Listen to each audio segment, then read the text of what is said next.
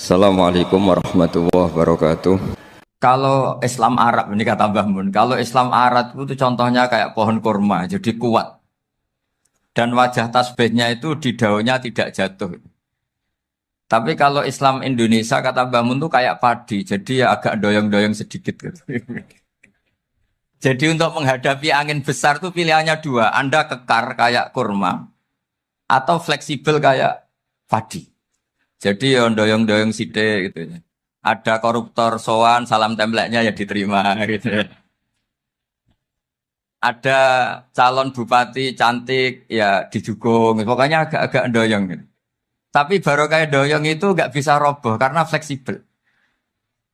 Jadi kazar in akhraja syat'ahu. Jadi ada dua tamsil. Karena memang menghadapi orang fasik, orang dolim ini kita sebagai ulama itu ya kebingungan. Ini mungkin Ki Afif bisa bahsul masail ini. Karena pertanyaannya gini, saya berkali-kali digojlok sama bapak saya. Berteman orang fasik hukumnya gimana? Pasti dijawab haram. Tapi kalau pertanyaannya dibalik, membina orang fasik hukumnya gimana? Baik. Dan bisa membina kalau berteman.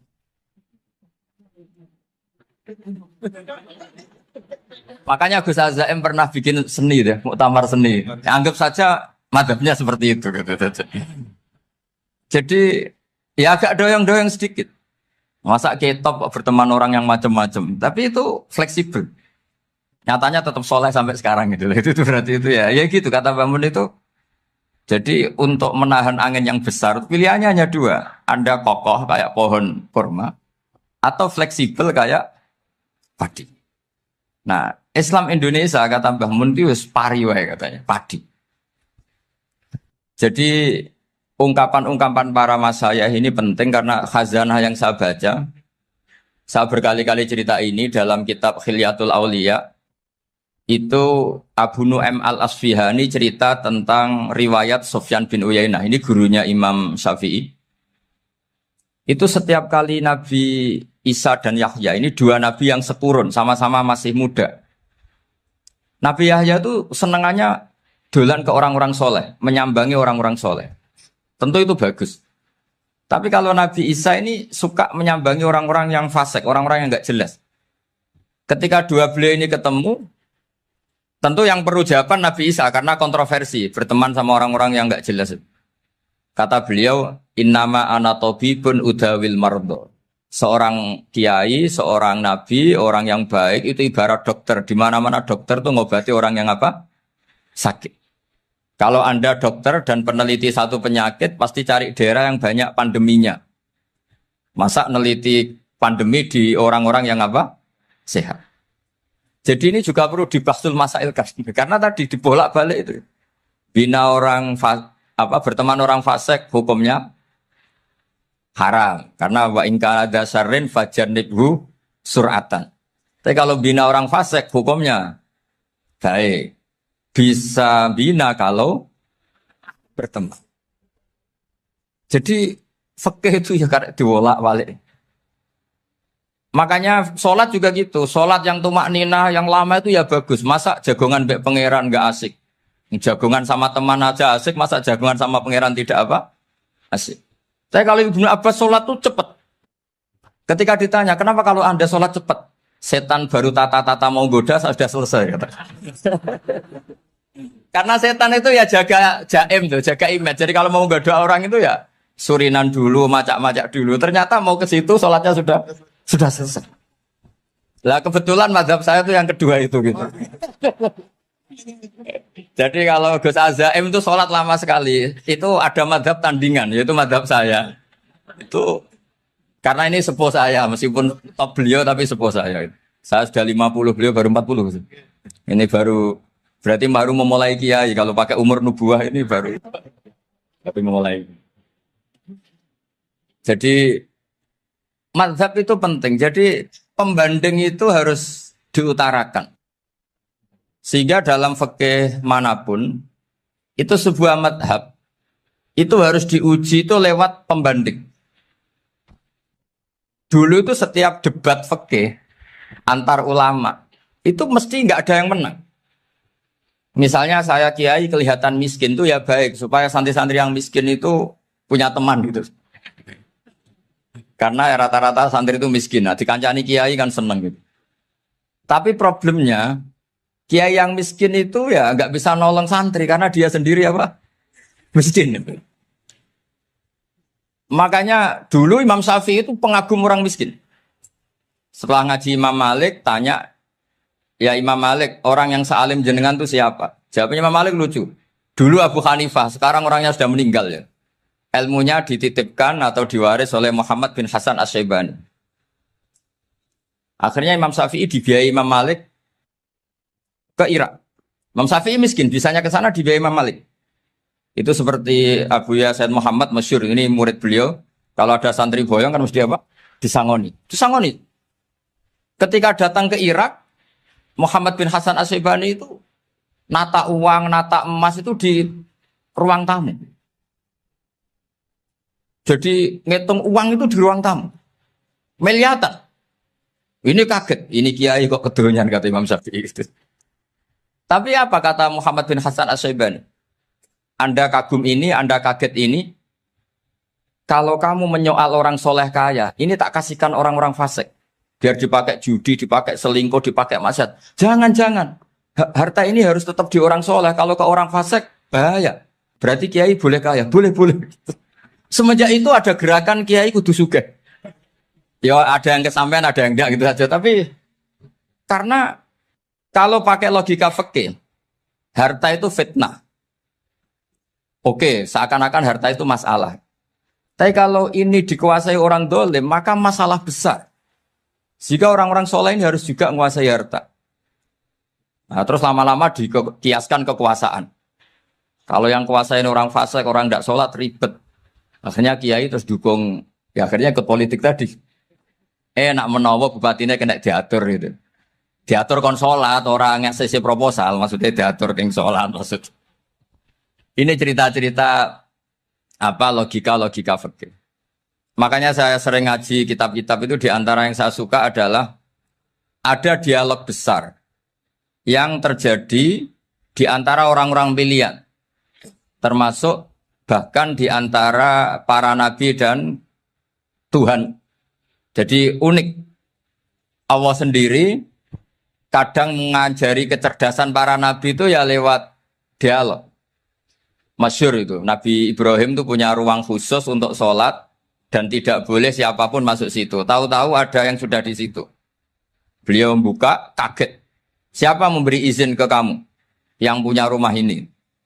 Saya yang punya rumah dan saya tidak memberi izin kamu. Yang memberi izin saya itu yang punya saya, kamu dan rumah ini.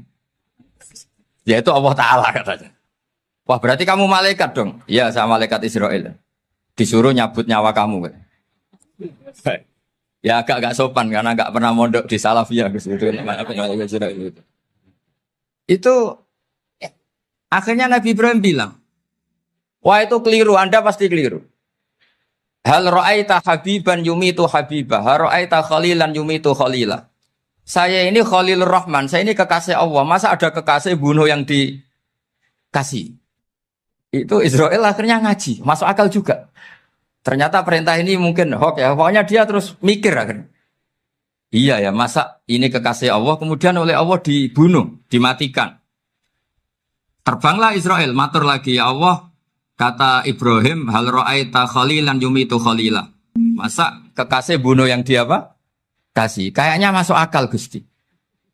Mulai ngaji lah kira-kira gitu malaikat. Akhirnya oleh Allah dijawab, ya sudah begini, kamu datang ke Ibrahim bilang, hal ra'aita habiban yakrahu ayyalqa habibah. Masa kekasih tidak siap ketemu yang dikasih. Nah, jadi akhirnya Nabi Ibrahim, Israel datang lagi. Logikanya sekarang enggak gitu, begini katanya diajarin. Hal ra'aita habiban yakrahu ayyalqa habibah. Masa kekasih tidak siap ketemu yang dikasih. Kata Ibrahim, oke, ya, terus mau meninggal. Jadi kalau jenengan cinta betul sama Allah ya harus, ya tidak usah, jangan sekarang tapi. Kalau mati di rumah aja, kalau di pondok ngerepotnya kiainya nanti. Tapi nanti setelah punya cucu banyak lah. Nah, barokahnya baca ini dialog-dialog orang pilihan ini akan tersibak. Karena tidak dalam semua kebaikan itu nggak ada logikanya, rata-rata ada logikanya. Misalnya begini, kalau Anda orang soleh, kemudian anak Anda pamit mau sekolah di Jerman, pilihan Anda mengizinkan apa enggak? Karena potensi jadi fasik ya tinggi, karena di tempat-tempat mas. Potensi berdakwah dari daerah yang untuk daerah yang tidak ada dai-nya menjadi ada. Itu mesti ulama itu berdebat. Misalnya punya anak pamit mau kembali atau keluarga. Yang satu cara berpikir optimis. Awal ada dai di beberapa negara Eropa itu ya barokahnya imigran, pekerja, mahasiswa. Dan semua itu bumi Allah, harus ada tasbih, harus ada tahmid. Dan itu harus dimulai dari kemauan atau mengizinkan anak asuh kita ke sana. Tapi di sisi yang lain potensi jadi fasik itu tinggi sekali. Momennya iman pas-pasan. Nah hal-hal seperti ini itu pasti jadi perdebatan. Dan kita harus menjawab. Dan tadi kayaknya di semua Basul Masail, Pondok Salafiyah jawabnya pede semua. Nggak ada ragu, nggak ada khilaf. Baguslah kalau pede. Meskipun nanti mungkin ada ulama lain yang cara berpikir apa? Berbeda. Sehingga, ini saya cerita ya. Sehingga di kitab-kitab fikih, misalnya saya kok hidup di Bali sudah punya komunitas ngaji. Itu kok saya pindah ke Sukorejo sini. Banyak ulama yang mengatakan haram. Karena membiarkan bumi Allah yang sudah pernah ada orang yang sujud, kemudian ditinggalkan kosong, dan kemudian dikuasai orang yang tidak sujud. Jadi dianggap itu pembiaran. Jadi banyak di kitab Qalyubi, sarahnya Mahalli, jika ada seorang muslim yang hidup di negara orang kafir, dia nyaman, tidak dapat teror, itu nggak boleh lagi pindah ke negara Islam yang sehat. Karena takutnya li'alla yastau li'al kafir tilkal buk'ah, supaya bumi itu tidak dikuasai orang kafir. Jadi ini hal-hal yang para fuqaha itu harus berdebat. Karena ini masalah-masalah furu'iyah. Sehingga mulai dulu ya banyak ulama yang nyun sewu berpolitik. Mulai Wali Songo sampai sekarang alhamdulillah yang minat banyak. Mungkin bedanya ikhlas sama tidaknya. Tapi kalau saya pernah dikeluhin utusan dari ya komunitas.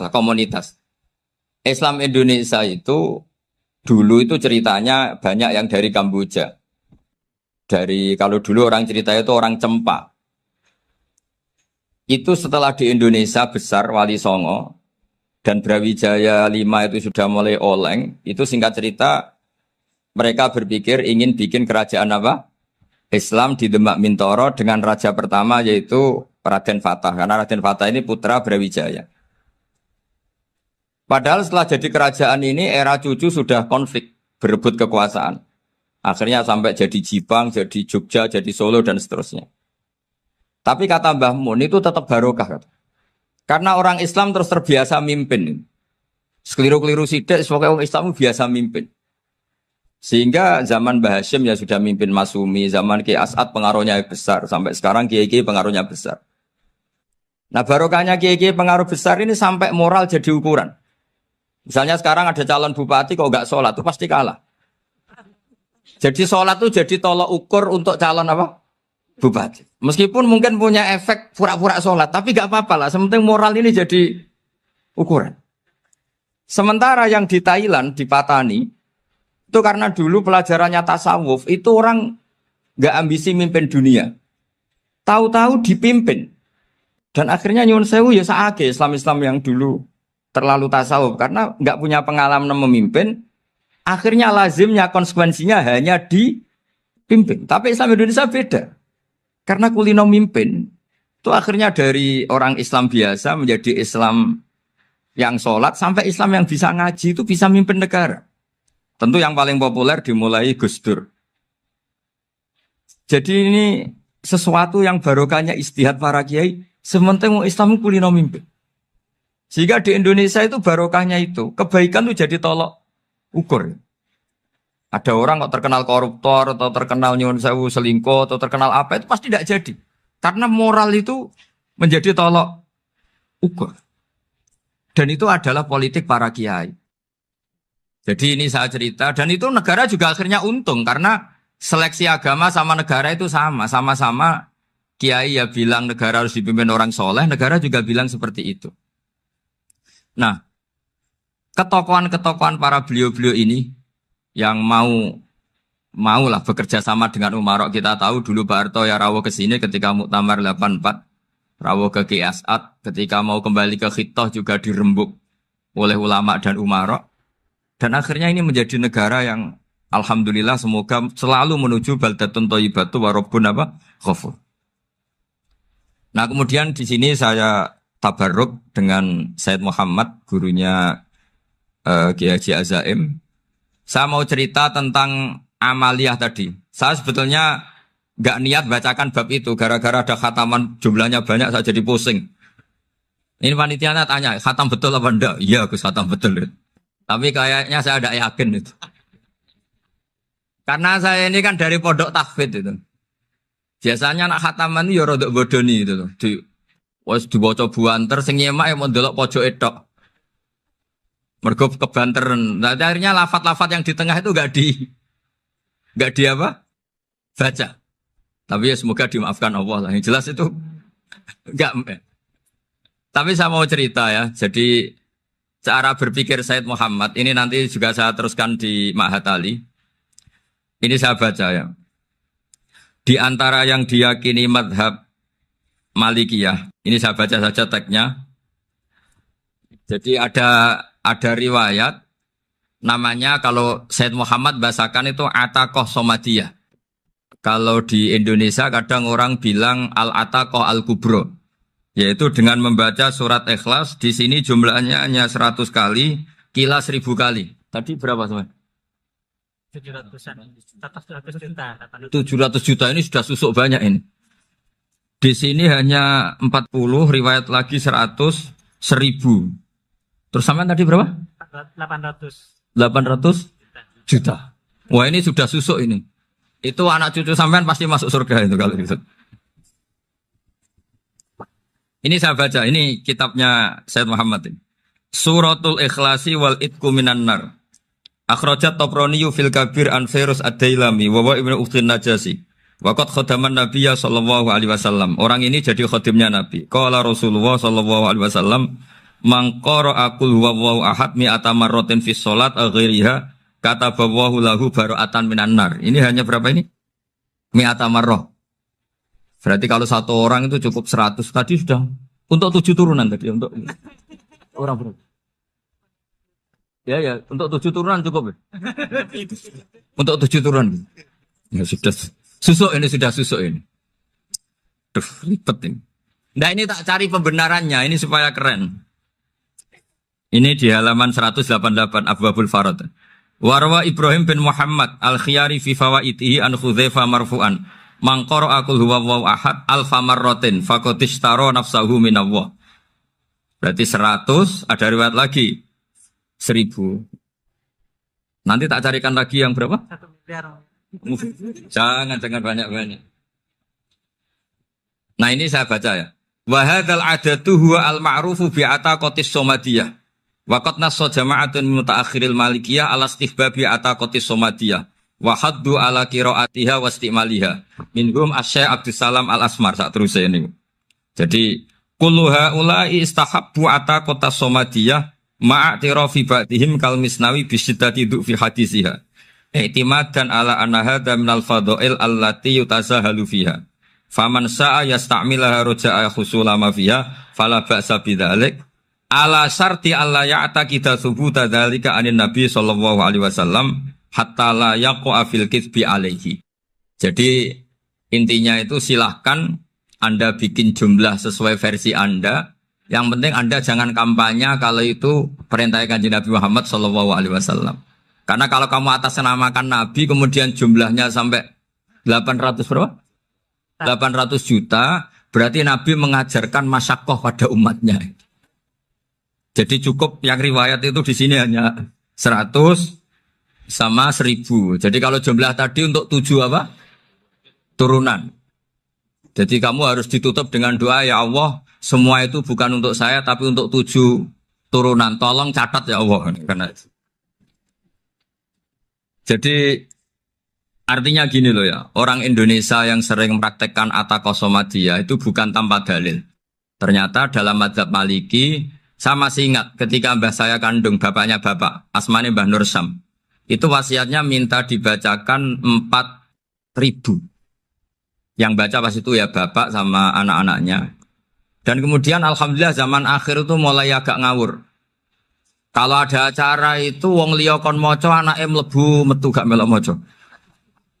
Itu keliru, saya jamin itu keliru. Saya sering kalau mimpin di rumah, kalau yasinan di tonggo-tonggo kok anaknya gak maca saya keluar. Bapakmu wong liya kon maca kata saya gitu. Jadi itu menurut saya itu yang jelas saya sampai ngisi begini. Yang ada riwayatnya itu idza mata ibnu adam min qata amaluhu illa min salasin shadaqatin jariyah au ilmin yuntafa'u bi awaladin sholihin yatullah. Itu tidak ada di hadis au kiyayin sholihin yatullah. Yang ada itu awaladin apa? Sholihin. Jadi anaknya harus ikut. Kalau tidak ada usah kata. Akhirnya anaknya udah tinggi Gus nggih. Wah, akhirnya tak kei jagung paling akeh kula mendet sithik. Wong aku ora anake. Kadang-kadang enggak orang lain baca buahnya anaknya mau mlebu metu mau enggak tamu mbek rokokan. Itu harus ditobatkan itu. Keliru itu. Karena nasnya bukan awkiyayin solihin tapi awaladin solihin. Ini bukan provokator, ini memang iya harus seperti itu. Nah terus tentang tadi la ilaha illallah yang didawahkan Gus Azaim. La ilaha illallah itu penting sekali, cuma saya mohon itu dielmoni lah. Jadi dulu kalimat ini menjadi spesial karena dielmoni, karena dimulai dari fa'lam annahu la ilaha illallah. Terusannya ayat tuh wastaghfir li dzambika walil mu'minina wal mu'minat. Saya ulang lagi ya. Terusannya ayat tuh wastaghfir li dzambika walil mu'minina wal mu'minat. Makanya menurut mazhab Sadili, kamu disuruh baca la ilaha illallah dulu, jangan istighfar dulu. Saya ulang lagi ya. Dalam mazhab Sadiliyah itu la ilaha illallah dulu, nggak boleh istighfar dulu. Alasannya masuk akal. Orang yang kafir 70 tahun itu sekali baca la ilaha illallah itu langsung yughfar lahu ma qad salaf. Sehingga la ilaha illallah sendiri sudah punya kekuatan supaya dosa kita diampuni. Qul lil ladzina kafaru iyantahu yughfar lahu ma qad salaf. Cara menghentikan kekafiran gimana? Dia melafadzkan la ilaha illallah. Ini kalimat yang begitu saktinya sampai orang yang kafir puluhan tahun itu dosanya semuanya terhapus hanya karena melafadzkan la ilaha illallah. Nah, makanya kata Abdul Hasan Asyadzili wastaghfir li dzambika ay bihadil kalimah. Seseorang sah di istighfar itu kalau melafadzkan la ilaha illallah. Misalnya ada orang kafir mati kafir. Sah enggak anak cucunya mengistighfari dia? Enggak sah karena belum melafadzkan la ilaha illallah. Makanya kata Abdul Hasan Asyadzili wastaghfir li dzambika ay bihadil kalimah. Sehingga lafadz ini spesial betul. Tapi kadang-kadang beberapa mursyid cara berpikir lain. Ini kalimat thayyibah harus dibaca orang suci sehingga mendahulukan apa? Istighfar. Untuk supaya pas ngelafatkan kalimat thayyibah sudah dalam keadaan apa? Suci. Itu juga masuk akal. Tapi secara meyakinkan saya sendiri lebih mengikuti manhajnya Abil Hasan Asyadzili karena alasannya tadi yang kafir puluhan tahun saja langsung luntur dosanya karena melafadzkan la ilaha illallah. Artinya la ilaha illallah sendiri sudah bagian dari istighfar. Nah, ya tadi buktinya fa'lam annahu la ilaha illallah terus wastaghfir li dzambika walil mu'minin. Jadi orang sah diistighfari itu setelah dipastikan sah tauhidnya. Jadi setelah tauhidnya sah yaitu la ilaha illallah baru sah apa? Diistighfari. Sehingga orang kafir, saya ulang lagi, orang kafir yang mati kafir anak cucunya tidak boleh apa? Tidak boleh menistighfar. Terus saran saya kedua, la ilaha illallah itu filosofinya itu nafyun li uluhiyati ghairillah wa isbatun li uluhiyatillah wahda. Filosofi la ilaha illallah itu gimana? Menafikan semua selain Allah itu tidak Tuhan dan hanya menuhankan Allah semata. Nah itu caranya gimana? Caranya kita harus terbiasa ini karena tadi saya dibilangin panitia ini rata-rata mustameknya atau mustamiatnya ini santri. Caranya gimana? Dilatih pakai logika. Saya berkali-kali cerita kalau ngaji, saya sekaligus kampanye. Allah itu Tuhan yang begitu fair. Untuk menjadi Tuhan, Allah mempersilahkan, ada kualifikasi Tuhan. Jadi boleh, dikompetisikan itu boleh, kata Allah. Gak apa-apa kamu ngaku Tuhan gitu, kata Allah. Tapi nak ngaku pangeran itu paling gak ya direputasi lah, ada verifikasinya. Dimulai dari apa? Ya kalau jadi Tuhan itu setidaknya bikin langit bumi lah, aturannya gitu. Jadi kalau daftar bupati ya daftarlah ke KPU. Masa tahu-tahu jadi apa? Tuhan kemudian tidak punya prestasi bikin langit bumi. Sehingga Allah itu cara ngendikan itu ya fair. Qul ara'aytum ma tad'una min dunillah aruni madza khalaqu minal ardi am lahum syirkun fis samawat. Coba yang kamu tuhankan selain saya, prestasinya apa? Ketika saya bikin bumi itu apa ikut bikin? Terus amlahum sirkun fis samawat. Kalau bikin langit, kalau nggak bisa ya urun lah gitu. Urun semen apa urun bego, pokoknya urun lah gitu. Urun ora, gawe bumi ora, ngerti-ngerti ngaku jadi pangeran. Kul hatu burhanakum. Jadi ya kan ya lucu kan, misalnya syarat kiai di Salafiyah kan keluarga Kiai As'ad, cucunya ngaji ngalim. Orang keluarga Kiai As'ad tuh aku kiai utama di Salafiyah. Oh mesti di penjara ya. Lah yo gak gawe langit bumi, gak ada prestasi terus ngaku sebagai apa? Tuhan. Sehingga fair. Makanya saya berkali-kali cerita.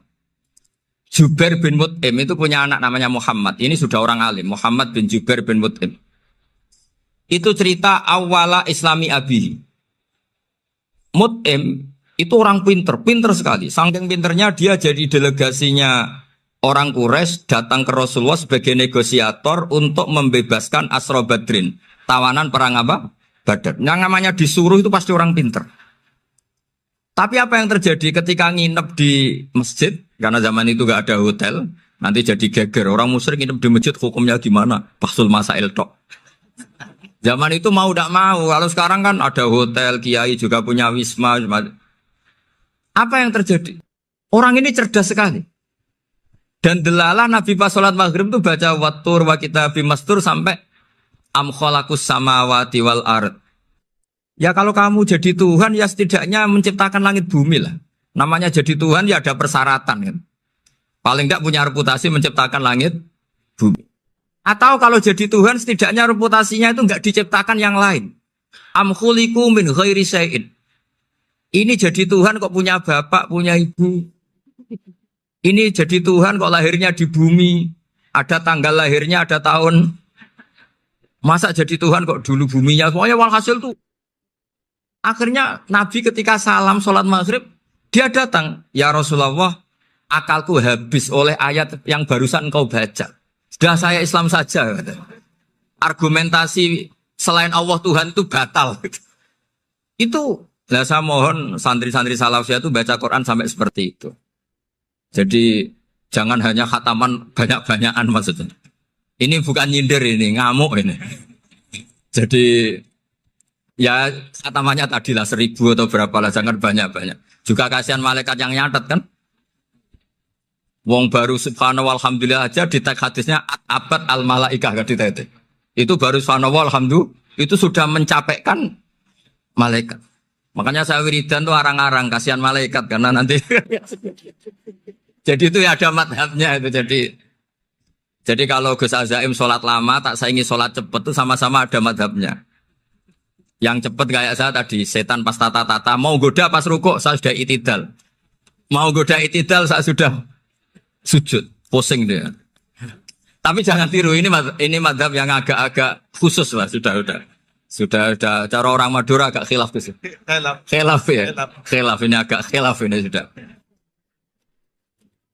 Tapi saya ingin lah, sampean kalau ngaji Quran itu dilatih berlogika. Jadi Allah itu fair. Gak apa-apa kalian ngaku Tuhan tuh gak apa-apa, tapi tunjukkan prestasi kamu apa. Aruni madza khalaqu minal ardi am lahum syirkun fis samawati. Am khalaqus samawati wal ard. Diulang lagi am khuliqu min ghairi syai'in. Setidaknya kalau jadi Tuhan itu ya gak butuh yang lain lah. Masa jadi Tuhan kok wujudnya saja butuh orang lain, butuh bumi eksistensinya butuh makan, butuh minum. Makanya Allah cara meniadakan uluhiyah selainnya itu Allah itu redaksinya itu mengena sekali. Yaitu tadi dengan cara-cara seperti itu. Sebagian ayat disebutkan ma asyattuhum khalqas samawati wal ardi wala khalqa anfusihim. Wong Tuhan kok nggak punya reputasi bikin langit, bikin bumi, bahkan untuk menciptakan dirinya sendiri saja nggak bisa. Ya sudahlah, kamu nggak usah ngaku Tuhan, nggak level kata tahu gitu. Akhirnya terus ditemukan Tuhan yang sejati, yaitu wal awwalu wal akhiru wal zahiru wal batin. Nah itu yang Mut'im ini tadi termasuk orang yang sangat cerdas sekali. Padahal itu bacanya bukan pas basul masail, enggak. Nabi pas sholat maghrib. Juga bukan pas ceramah, enggak. Tapi itu didengarkan. Makanya termasuk ini spesial untuk hormat saya kepada Ki As'ad. Makanya saya ini kalau mentasjek santri-santri, ini agak sensitif, tapi sudah saya tidak perlu takut fitnah. Saya termasuk kenapa saya ingin jadi ahli tafsir, tentu yang membentuk itu Mbah Maimun dan bapak saya. Bapak saya itu hafal Quran kayak hafal Fatihah. Saking senangnya Quran itu. Mungkin bisa kamu saingi itu. Itu adalah orang kafir itu bisa paham Quran. Itu sangat menyinggung saya.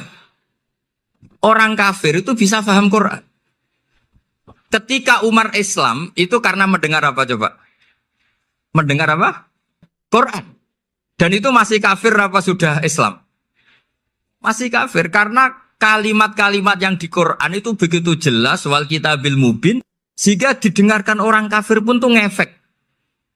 Makanya ketika Umar datang ke saudari putrinya kemudian dengar Toha ma anzalna alaikal Quran apa? Litasqa, itu dia terus iman. Begitu juga Mut'im. Itu ketika dengar Nabi baca surat At-Tur ya langsung iman. Makanya kata Ibnu Jarir At-Tabari, kamu jangan pernah bilang gini, syaratnya paham Quran itu harus alim, harus gini. Lah nanti berarti orang kafir punya alasan di depan Allah, ya Allah, engkau ngandani kami dengan Quran yang nggak bisa difahami kecuali alim dulu. Lah saya alim gimana? Nggak pernah mondok. Mondok gimana? Saya kafir. Jadi artinya gini loh, kata Ibnu Jarir At-Tabari, Allah tidak mungkin mengatakan gini. Ifhamil Quran bima la fahmalaka. Quran itu harus kamu fahami. Sementara orang kafir karena lafadznya Quran khusus gak bisa memahami. Makanya Quran itu dibaca. Itu banyak orang kafir yang menjadi muslim karena mendengar apa? Al-Quran. Padahal kafir. Nah termasuk tadi Muhammad bin Jubair bin Mut'im ini itu menjadi Islam ya, karena mendengar Quran. Padahal dia saat itu masih apa? Kafir. Karena tadi logika misalnya nggak paham secara lafadz Arab. Sekarang misalnya nyuwun sewu ada orang ateis. Saya pernah didatangi seorang ateis yang nggak percaya Tuhan. Saya mau Islam Pak Ba, asal Anda bisa menjelaskan Tuhan itu siapa. Coba Quran dibaca secara makna, tidak secara lafadz tapi secara makna. Begini misalnya, ada orang ateis datang ke saya, Pak, saya mau Islam, asal Anda bisa menjelaskan Tuhan itu siapa. Terus saya tanya, ini ngajak goblok-goblokan apa pinter-pinteran, kata saya. Terus dia jawab, ngajak pinter-pinteran Pak, saya ini doktor katanya. Maksudnya di akademiknya dia doktor, mungkin jurusan matematika atau apa, tapi di ketuhanannya jeblok. Terus tak tanya, kalau ini ada kertas, kamu suka ada rumusnya apa suka ada? Ya suka ada rumusnya. Kenapa ada kertas? Ya karena ada yang bikin.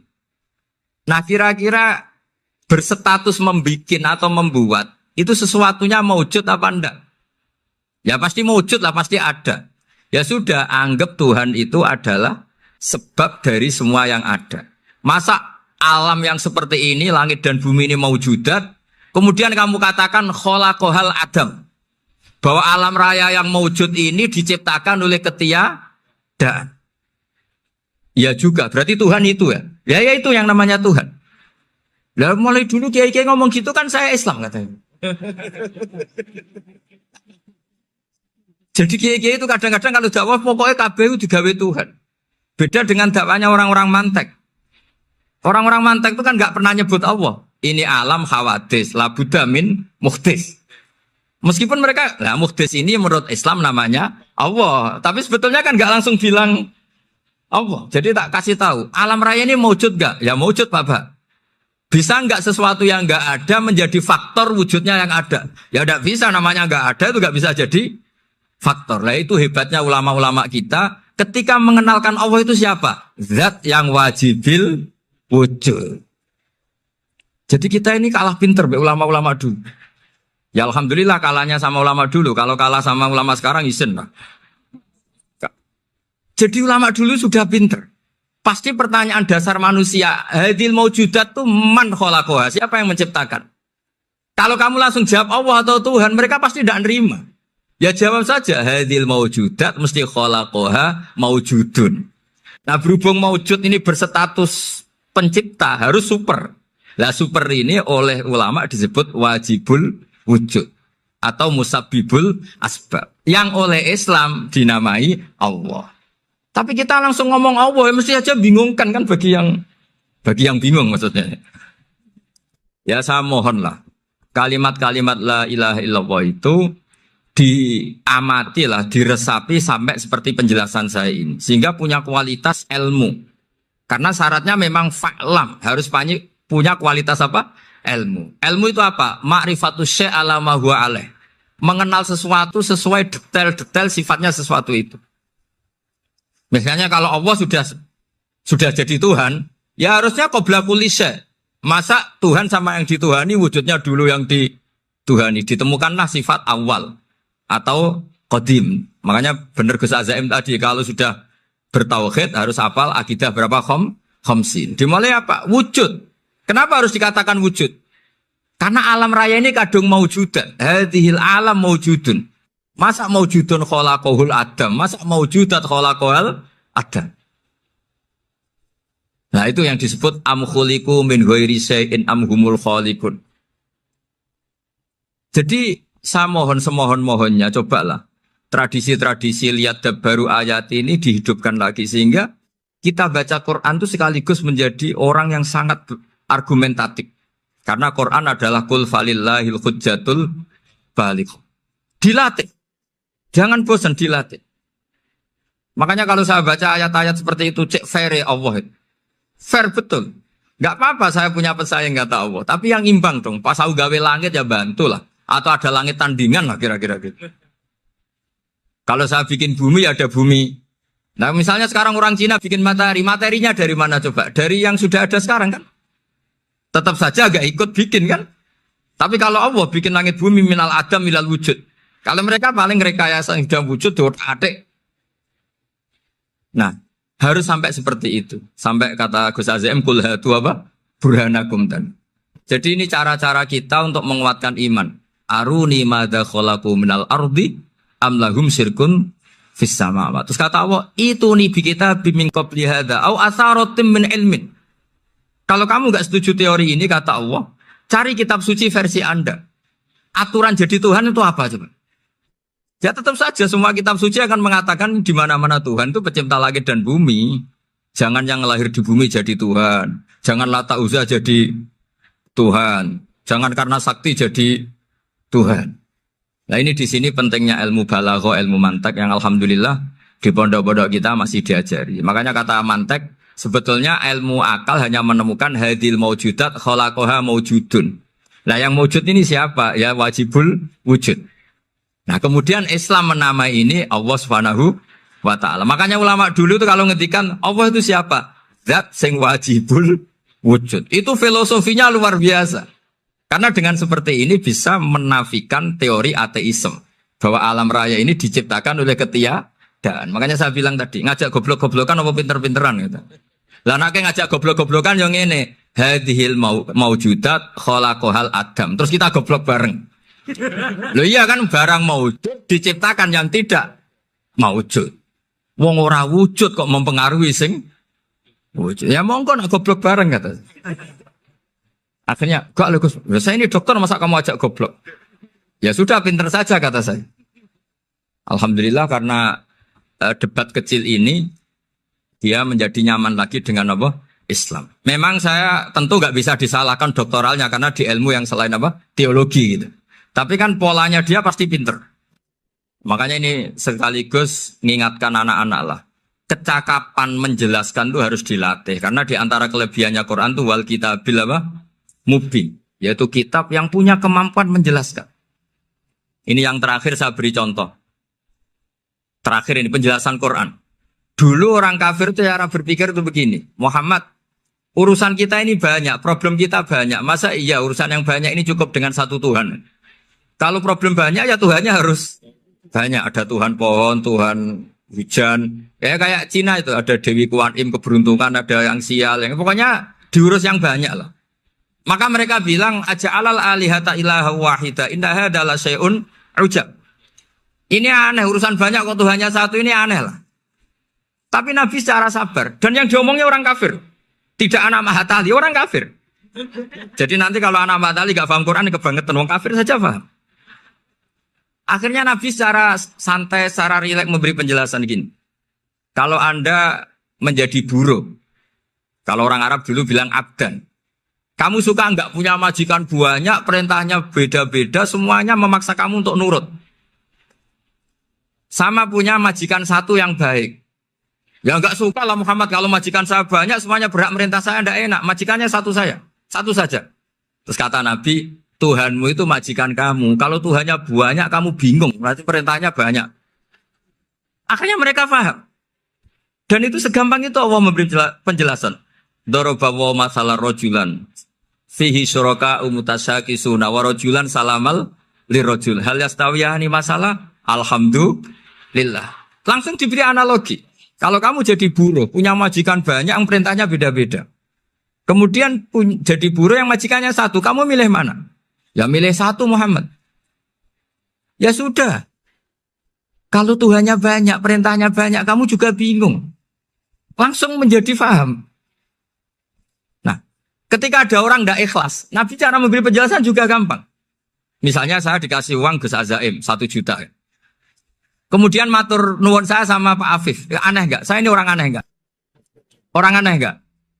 Itu Nabi kalau mencontohkan orang tidak ikhlas gitu. Kata Rasulullah, orang tidak ikhlas itu sebagaimana orang beli budak. Min kholisi malih. Budak itu dibeli dari uangnya sendiri. Kemudian fa'amila hadal abdu, budak ini kemudian bekerja dan a'tohullatahu. Hasilnya dikasihkan sama orang lain. Terus Nabi memberi percontohan. Ayasurrukum ayyakuna abdukum kadzalik. Apa kamu suka kalau budak kamu seperti itu? Dulu orang-orang dulu kan beli budak untuk disuruh bekerja terus disuruh setor apa hasilnya. Jadi budaknya kamu yang beli, yang biayai. Kalau sekarang mungkin gak ada budak gini lah. Saya nyuruh Zaid, tak kasih mobil, tak kasih bensin, tak kasih uang jalan supaya narik angkot. Hasilnya disuruh ngasihkan saya. Ternyata dikasihkan orang lain dan matur nuwun sama orang. Kamu suka punya budak seperti itu? Ya tidak suka ya Rasulullah. Ya ibaratnya seperti itu. Bumi yang bikin Allah, nyawa kamu yang bikin Allah, semua fasilitas dari Allah. Kemudian kamu menyembah selain Allah. Segampang itu. Dan Nabi telaten sampai dulu yang mayoritas orang kafir menjadi mayoritas Muslim. Dan semuanya tanpa paksaan. La ikroha fiddin. Karena qad tabayyana rusdu minal ghayy. Nah, cara tabayana gimana? Yaitu punya kemampuan menjelaskan. Wal kitabil apa? Mubin. Ini makanya saya mohon lah. Ini saya mohon semohon-mohonnya anak-anak ini kan kader-kadernya Mbah Samsul Arifin, Mbah As'ad, Gus Fawaid, sekarang Gus Azaim, semuanya harus punya kemampuan wal kitabil apa? Mubin. Sehingga di antara sifatnya Nabi itu fatonah, punya kecerdasan. Nabi itu gak pernah debat kalah. Itu meskipun sudah terdesak gak pernah kalah. Pernah Nabi itu ngendikan la'adwa walati orata. Tidak ada penyakit menular. Ada orang yang mungkin kurang suka iseng. Ada onta yang sudah gudiken dijejerno sama yang waras. Ternyata yang waras jadi gudiken. Akhirnya Nabi diundang lah kira-kira gitu. Ya Rasulullah kata engkau gak ada penyakit menular. Tapi ini onta yang gak gudiken tak jejerkan yang gudiken ikut gudiken. Berarti kan menular. Nabi santai jawab. Faman jarrobal awal. Lalu yang pertama gudiken ketularan siapa katanya. Wah kalau ini asli Nabi ya sudah seperti itu. Jadi ngiranya dia menang karena yang gudikan pertama nulari yang kedua. Ternyata Nabi tanyanya lagi, faman jarrobal awala, yang gudikan yang pertama siapa? Oh ini asli ya maksud saya itu. Jadi Nabi itu gak pernah kalah. Karena Nabi punya apa? Fatona. Jadi saya mohon, ya tadi makanya ini efeknya tuh khatamannya gak boleh banyak-banyak ya. Maksud saya kalau musim khataman ya gak apa-apa, khataman banyak-banyak. Tapi kalau gak musim khataman ya musim-musim tadabbur gitu. Tapi kalau ini musim khataman ya monggo lah. Cuma saya kok kasihan malaikatnya tadi itu. Nah, ini cobalah jadi etika kita, muhasabah kita. Jadi muhasabah itu cara berpikir kita set, kita pikir ulang. Ternyata semangatnya seorang nabi itu wastaghfir lidzambika walil mu'minun. Semangatnya itu memintakan ampun. Orang ahli tafsir tahu semua kalau nabi itu tidak mungkin dosa. Jadi itu khitabun nabi wa urida bihi ummatu, itu khitab nabi, tapi yang dimaksud itu umatnya, karena nabi tidak akan mengalami dzambun, tidak akan mengalami dosa. Sekarang enggak, kadang-kadang kita ini kalau orang lain salah itu semangat. Kalau di perusahaan ada teman salah, apalagi pimpinan salah itu seneng. Barokahnya salah bisa ganti kan gitu. Mungkin di dunia tokoh juga gitu, barokahnya ada tokoh salah, kita yang jadi populer sendiri. Tidak boleh seperti itu. Kita harus salimus sodri di jami'il muslimin. Jadi ini harus dilatih. Saya tadi matur sama Habib Ahmad, latihan kita jadi hidup. Nabi itu kalau resep jadi wali itu kata Nabi gampang. Kata Nabi, kalau kamu ingin disenangin Allah, ya sudah. Kalau kamu asbahta, amseta gini-gini, perasaan kamu, kata Nabi, jangan punya perasaan ghil sama orang muslimin. Itu sudah wadzalika min sunnati. Makanya Nabi ngendikan la yablughni ahadun an ahadin syai'an. Ada yang baca la yuballighni ahadun an ahadin syai'an. Seseorang jangan melaporkan ke saya tentang salahnya yang lain. Fa inni akhruju ilaikum wa ana salimus sadri. Karena saya ingin ketemu sampean semua dalam keadaan salimus sadri, tidak punya perasaan apa-apa.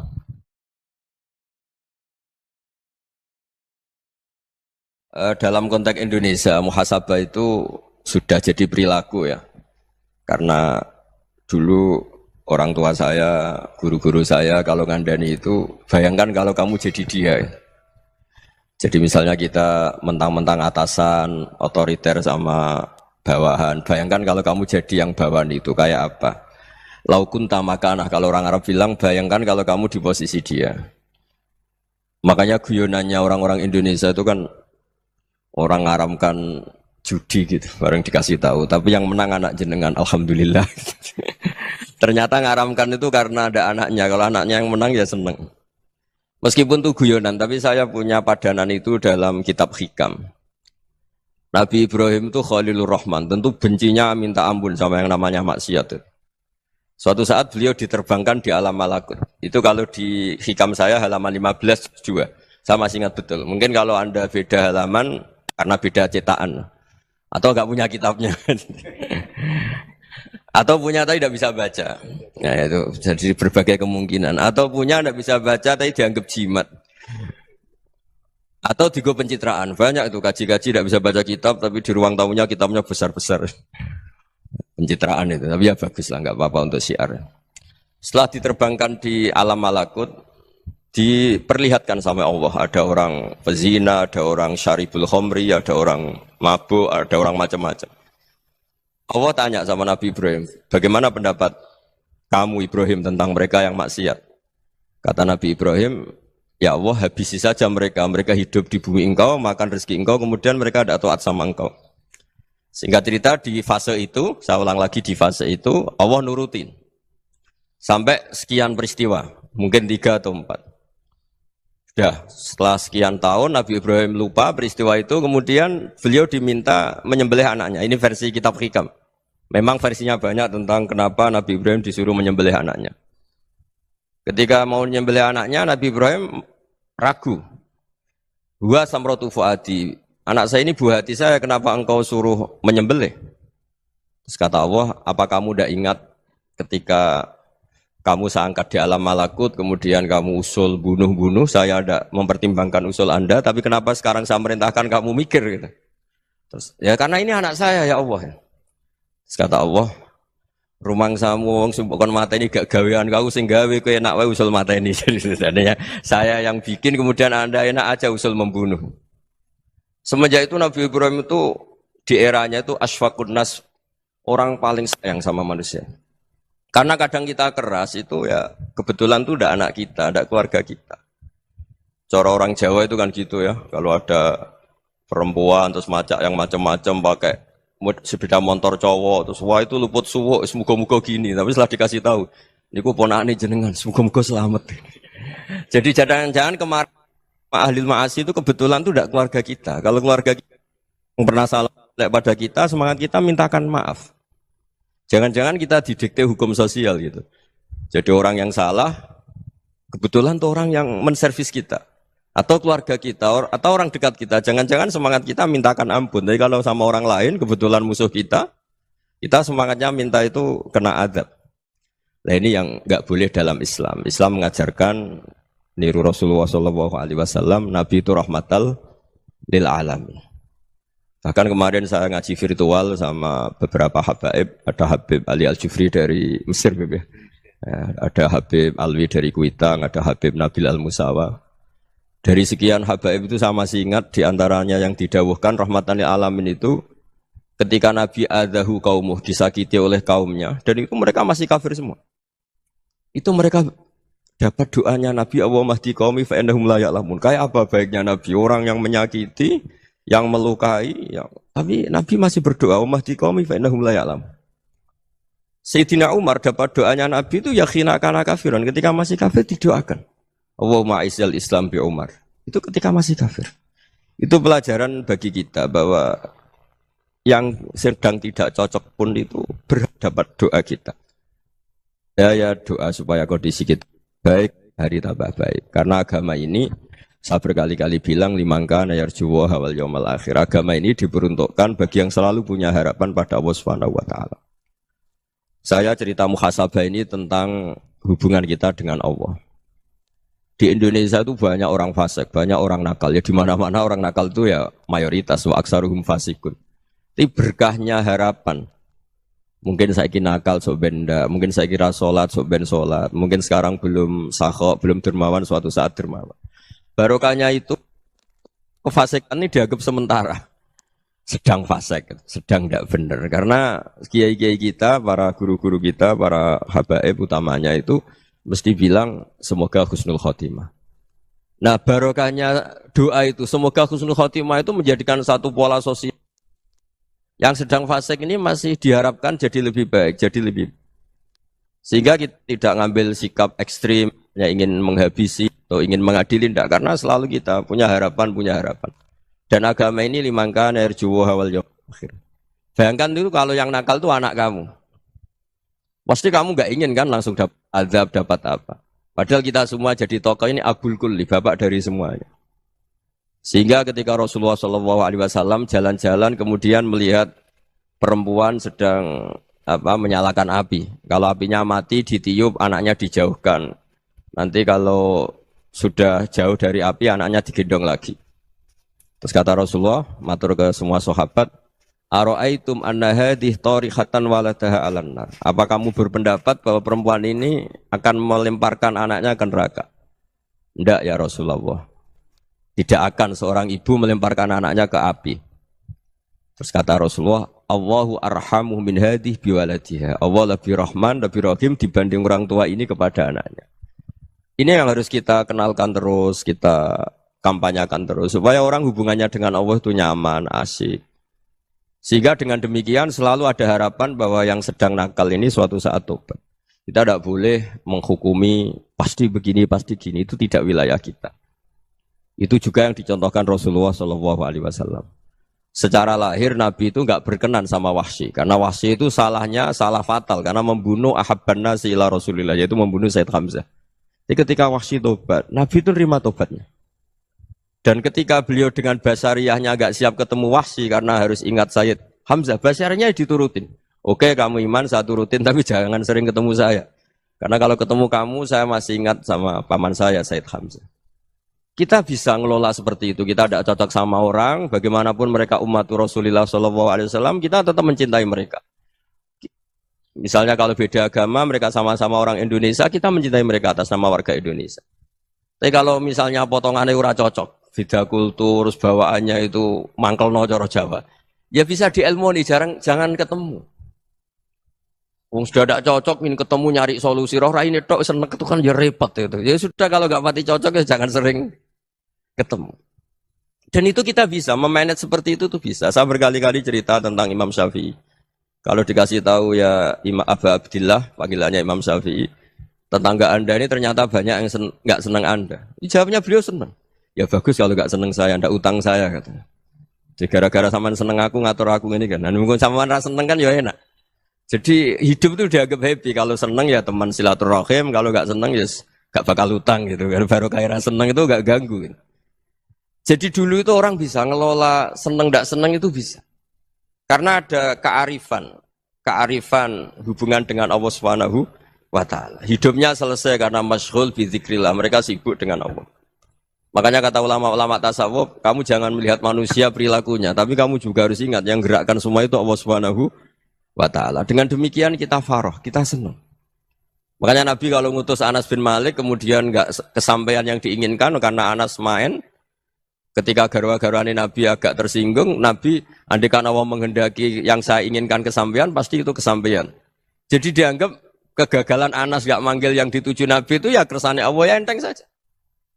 Sayyidina Ali lebih parah lagi yang dialamin. Itu dalam beliau kalau dipanggil itu enggak cepat-cepat ke sana. Ketika ditanya, "Kenapa kamu tak panggil enggak cepat ke saya?" "Amin tu ukubatak." Karena aku tahu engkau orang baik. Orang baik itu pemaaf. Jadi makanya orang-orang soleh dulu itu bodoni itu. Makanya sekarang kalau ada orang bodoni itu mesti bidik orang soleh. Kalau orang-orang soleh itu kakean husnudzon lagi sering dibodonin. Abdul bin Umar itu masyhur itu. Kalau ada budaknya sering sholat, sergap sholat itu dimerdekakan. Akhirnya enggak sholat pun pura-pura sholat. Akhirnya juga dimerdekakan. Ketika ditanya, kenapa engkau merdekakan? Padahal mereka sholatnya menipu engkau, kata pembisik-pembisik itu. Man khoda'ana lillah in khoda'na lah. Dia nipu atas nama Allah, berarti saat tertipu juga atas nama Allah. Enggak masalah dong, semuanya demi Allah Subhanahu wa ta'ala. Jadi ketika kita ketemu mensifati Allah Ta'ala itu ghafir. Allah pemaaf. Jangan kamu enggak fair untuk diri kamu nyifati Allah ghafir, pada orang lain Allah kamu sifati syadidul iqab. Jadi Allah kamu atur, kayak MC tadi ngatur saya. Jadi Allah itu apa? Kalau pada saya ghafir, kalau pada musuh saya syadidul iqab. Itu enggak fair. Kalau Anda punya harapan kepada Allah karena Allah Rahman Rahim, Allah ghafir, sebenarnya Allah pada musuh kita ya bisa saja Allah ghafir, bisa saja Allah Rahman Rahim. Sehingga kita melihat orang lain yang kita tidak cocok itu ya enteng saja. Itu min ummati Rasulillah sing tanaluhu syafa'atu, tanaluhu sa'atu rahmati, tanaluhu fair. Jangan dengan kita kayak mesti dapat rahmat, jangan orang lain kayak Allah pasti syadidul iqab. Itu tidak boleh. Sehingga ketika ada orang Badui, singkat cerita orang Badui ini kencing di masjid, semua sahabat membentak dia. Yang enggak bentak hanya Nabi tok. Saking mangkelnya orang ini karena semua sahabat bentak kecuali Nabi. Setelah dibenari Nabi, terus Nabi nyuruh sobu ali dhanuban min ma'in. Setelah disucikan masjid itu, dia berdoa keras sekali. Allahumma arhamni wa Muhammadan wa la tarham ma'ana ahadan. Ya Allah, yang berhak dapat rahmatmu hanya saya dan Nabi Muhammad, yang lainnya jangan. Karena yang lainnya tuh jengkelin, gitu aja saya salah dimarah-marahin gitu. Jadi kalau kamu doa terbatas ya kayak orang Bedui ini, kayak orang Arabi. Apa kata Nabi? Laqad tahajjarta wasi'an. Allah yang rahmatnya luas menjadi kamu sempitkan. Karena kamu mau atur Allah hanya rahman pada Indonesian Power, pada NU, pada kita yang orang lain nggak perlu dapat. Itu kan kasihan Islam karena Islam terus nggak dimiliki semua orang. Allah nggak dimiliki semua orang. Rasulullah nggak dimiliki semua orang karena di NU, di ormas tertentu, di nggak boleh seperti itu. Nggak boleh takhasyar tawasian kata Nabi, nggak boleh mempersempit zat yang rahmatnya itu luas. Ini semoga etika ini kita pakai di Indonesia. Yang sedang fase kita harapkan lebih baik.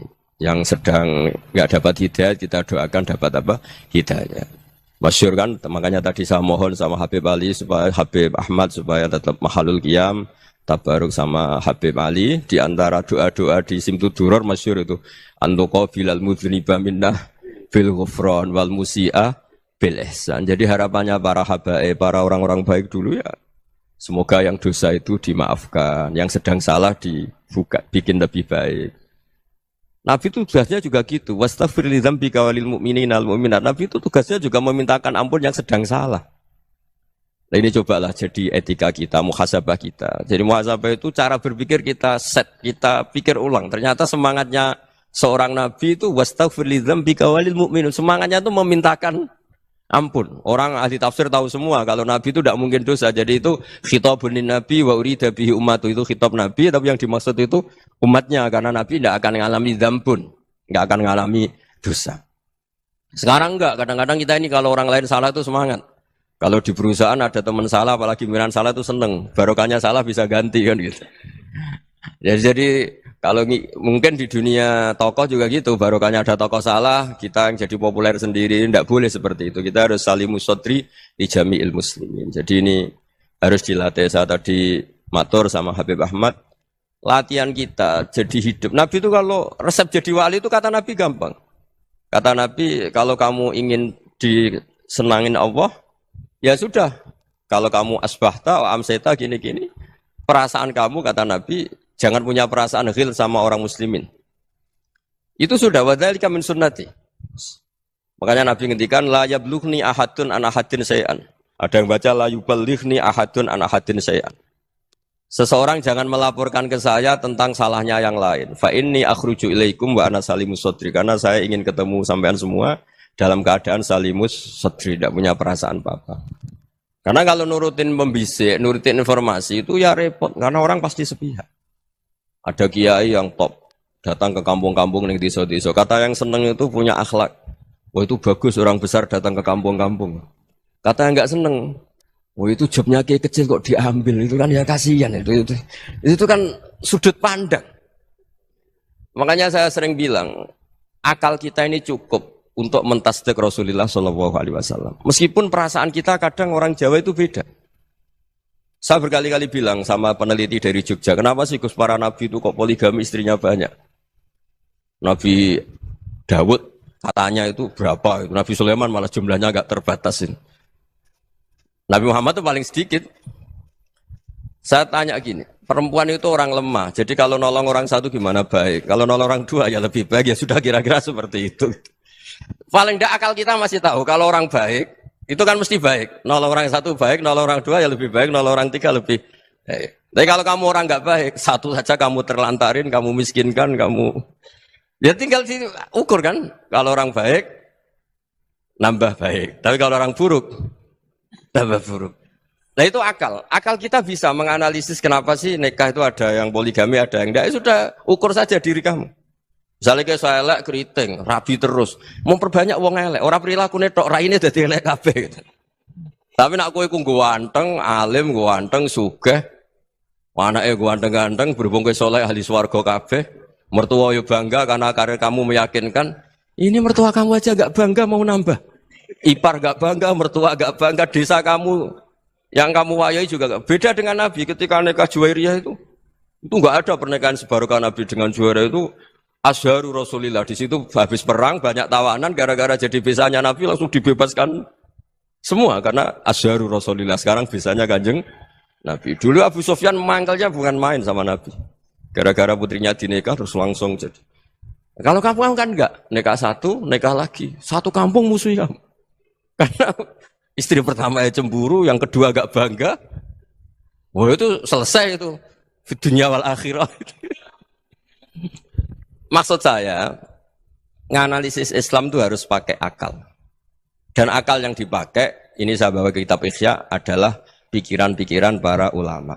Makanya ketika Imam Ghazali ketika ditanya, fakaifa bi muslimin fasikin asawaha fi jami'i amri. Kalau kalian ketemu orang fasik, orang Islam tapi fasik, perilakunya enggak ada yang benar. Kata Imam Ghazali jawabnya lucu, aneh. Ma min muslimin illa wa islamuhu ta'ah. Tidak ada orang Islam kecuali dia mau Islam, membenarkan Allah dan Rasul itu sudah taatnya dia. Kok kamu tidak bisa melihat taatnya dia? Dia pikirannya kan ini pemabuk, ini tukang apa. Tapi kata Imam Ghazali, sebenarnya kamu masih bisa berpikir positif. Ma min muslimin illa wa islamuhu ta'ah. Tidak ada seseorang Islam ketika dia milih Islam itu pasti ada taatnya, yaitu tasdik pada Allah dan tasdik kepada Rasulullah Shallallahu Alaihi Wasallam. Jadi dengan pola seperti itu, maka di antara guru-guru kita yang modern ya di era Mbah Maimun, di sini ada Habib Ahmad, Habib Salim, syair yang sering dibaca beliau adalah ada orang munajat sama Allah, ini cerita munajat. Itu orang itu ngendikan gini, ana muznibun, ana mukhtiun, ana asi, huwa rahimun, huwa ghafirun, huwa afi. Ya Allah, saya mukhti, saya orang yang salah. Ana mudnib, saya orang yang dosa. Ana asin, saya sering maksiat. Tapi engkau ya Allah, engkau ghafir, pemaaf. Engkau rahim, maha pengasih. Engkau afin, yang mudah memaafkan. Terus kata orang ini, ya agak kurang ajar, tapi saking senengnya sama Allah.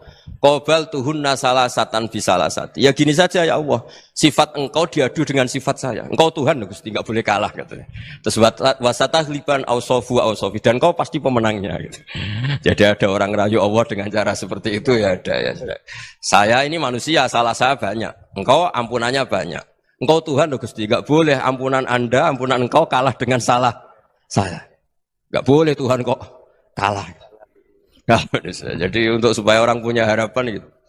Banyak juga wali-wali yang jadab ketika datang ke makam Rasulullah SAW. Itu kalau dongo ya agak kacau sebetulnya, cara syariat agak kacau. Ya Allah, engkau punya dua pilihan. Jika engkau menjadikan saya soleh, surah habibu, yang senang kekasihmu, yaitu Rasulullah SAW. Tapi jika engkau menjadikan saya fasik, surah aduwuk, yang senang itu setan. Monggo jenengan mau menyenangkan kekasih jenengan, mau menyenangkan musuh jenengan, monggo. Jenengan bebas kok memilih. Nah, mestinya Allah ya senang menyenangkan kekasihnya. Jadi ya, intinya Allah dipaksa untuk menjadikan dia orang soleh gitu. Jadi kayak kemarin itu Pak Bu siapa? Yang kesini itu yang sama jenengan. Kuliah kesini itu sama Habib Ahmad. Saya pertama enggak mau, lama-lama Habib Ahmad. Ini gimana Gus? Orang taunya saya dekat jenengan, kalau enggak kasil saya waduh. Ini kayak doanya wali yang tadi. Enggak punya pilihan, Bu. Enggak ada pilihan ini. Jadi saya mohon muhasabah itu dimulai cara berpikir. Makanya di sini sebetulnya tag ini supaya dapat barokahnya Ihya. Ini kitab yang disenangi para habaib, para ulama. Sebetulnya tag di muhasabah itu redaksinya gini ya, yang lengkap. Hasibu anfusakum qabla an tuhasabu wa zinuha qabla an tuzanu wa tahayya'u lil ardil akbar. Jadi ada kata wazinu, jadi ukur. Perilaku Anda ini diukur, ditakar. Misalnya kita sebagai suami kan ya punya hal-hal yang kita tidak ideal. Cara wong Jawa mesti pesek. Cara rezeki ya pas-pasan. Dan kita juga kalau makanya enggak boleh tanya istri begini, apa saya cinta pertama Anda? Pasti Anda kecewa. Orang jadi istri hanya korban terakhir gitu. Sudah. Karena orang kalau ngelamar kemana-mana gak jadi, yang jadi istri itu pasti korban terakhir gitu. Jarang istri pilihan pertama, jarang. Ayo semua yang nikah. Rata-rata itu pilihan Anda pertama Pak, dari sekian ditolak di mana-mana terus. Ya perempuan terakhir. Kamu juga korban terakhir gitu. Itu wali-wali dulu kalau ngandani kita itu sederhana.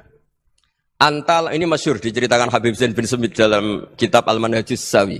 Anta lam tajid min nafsika kullama turid. Fa kaifa turidu min ghairika kullama turid.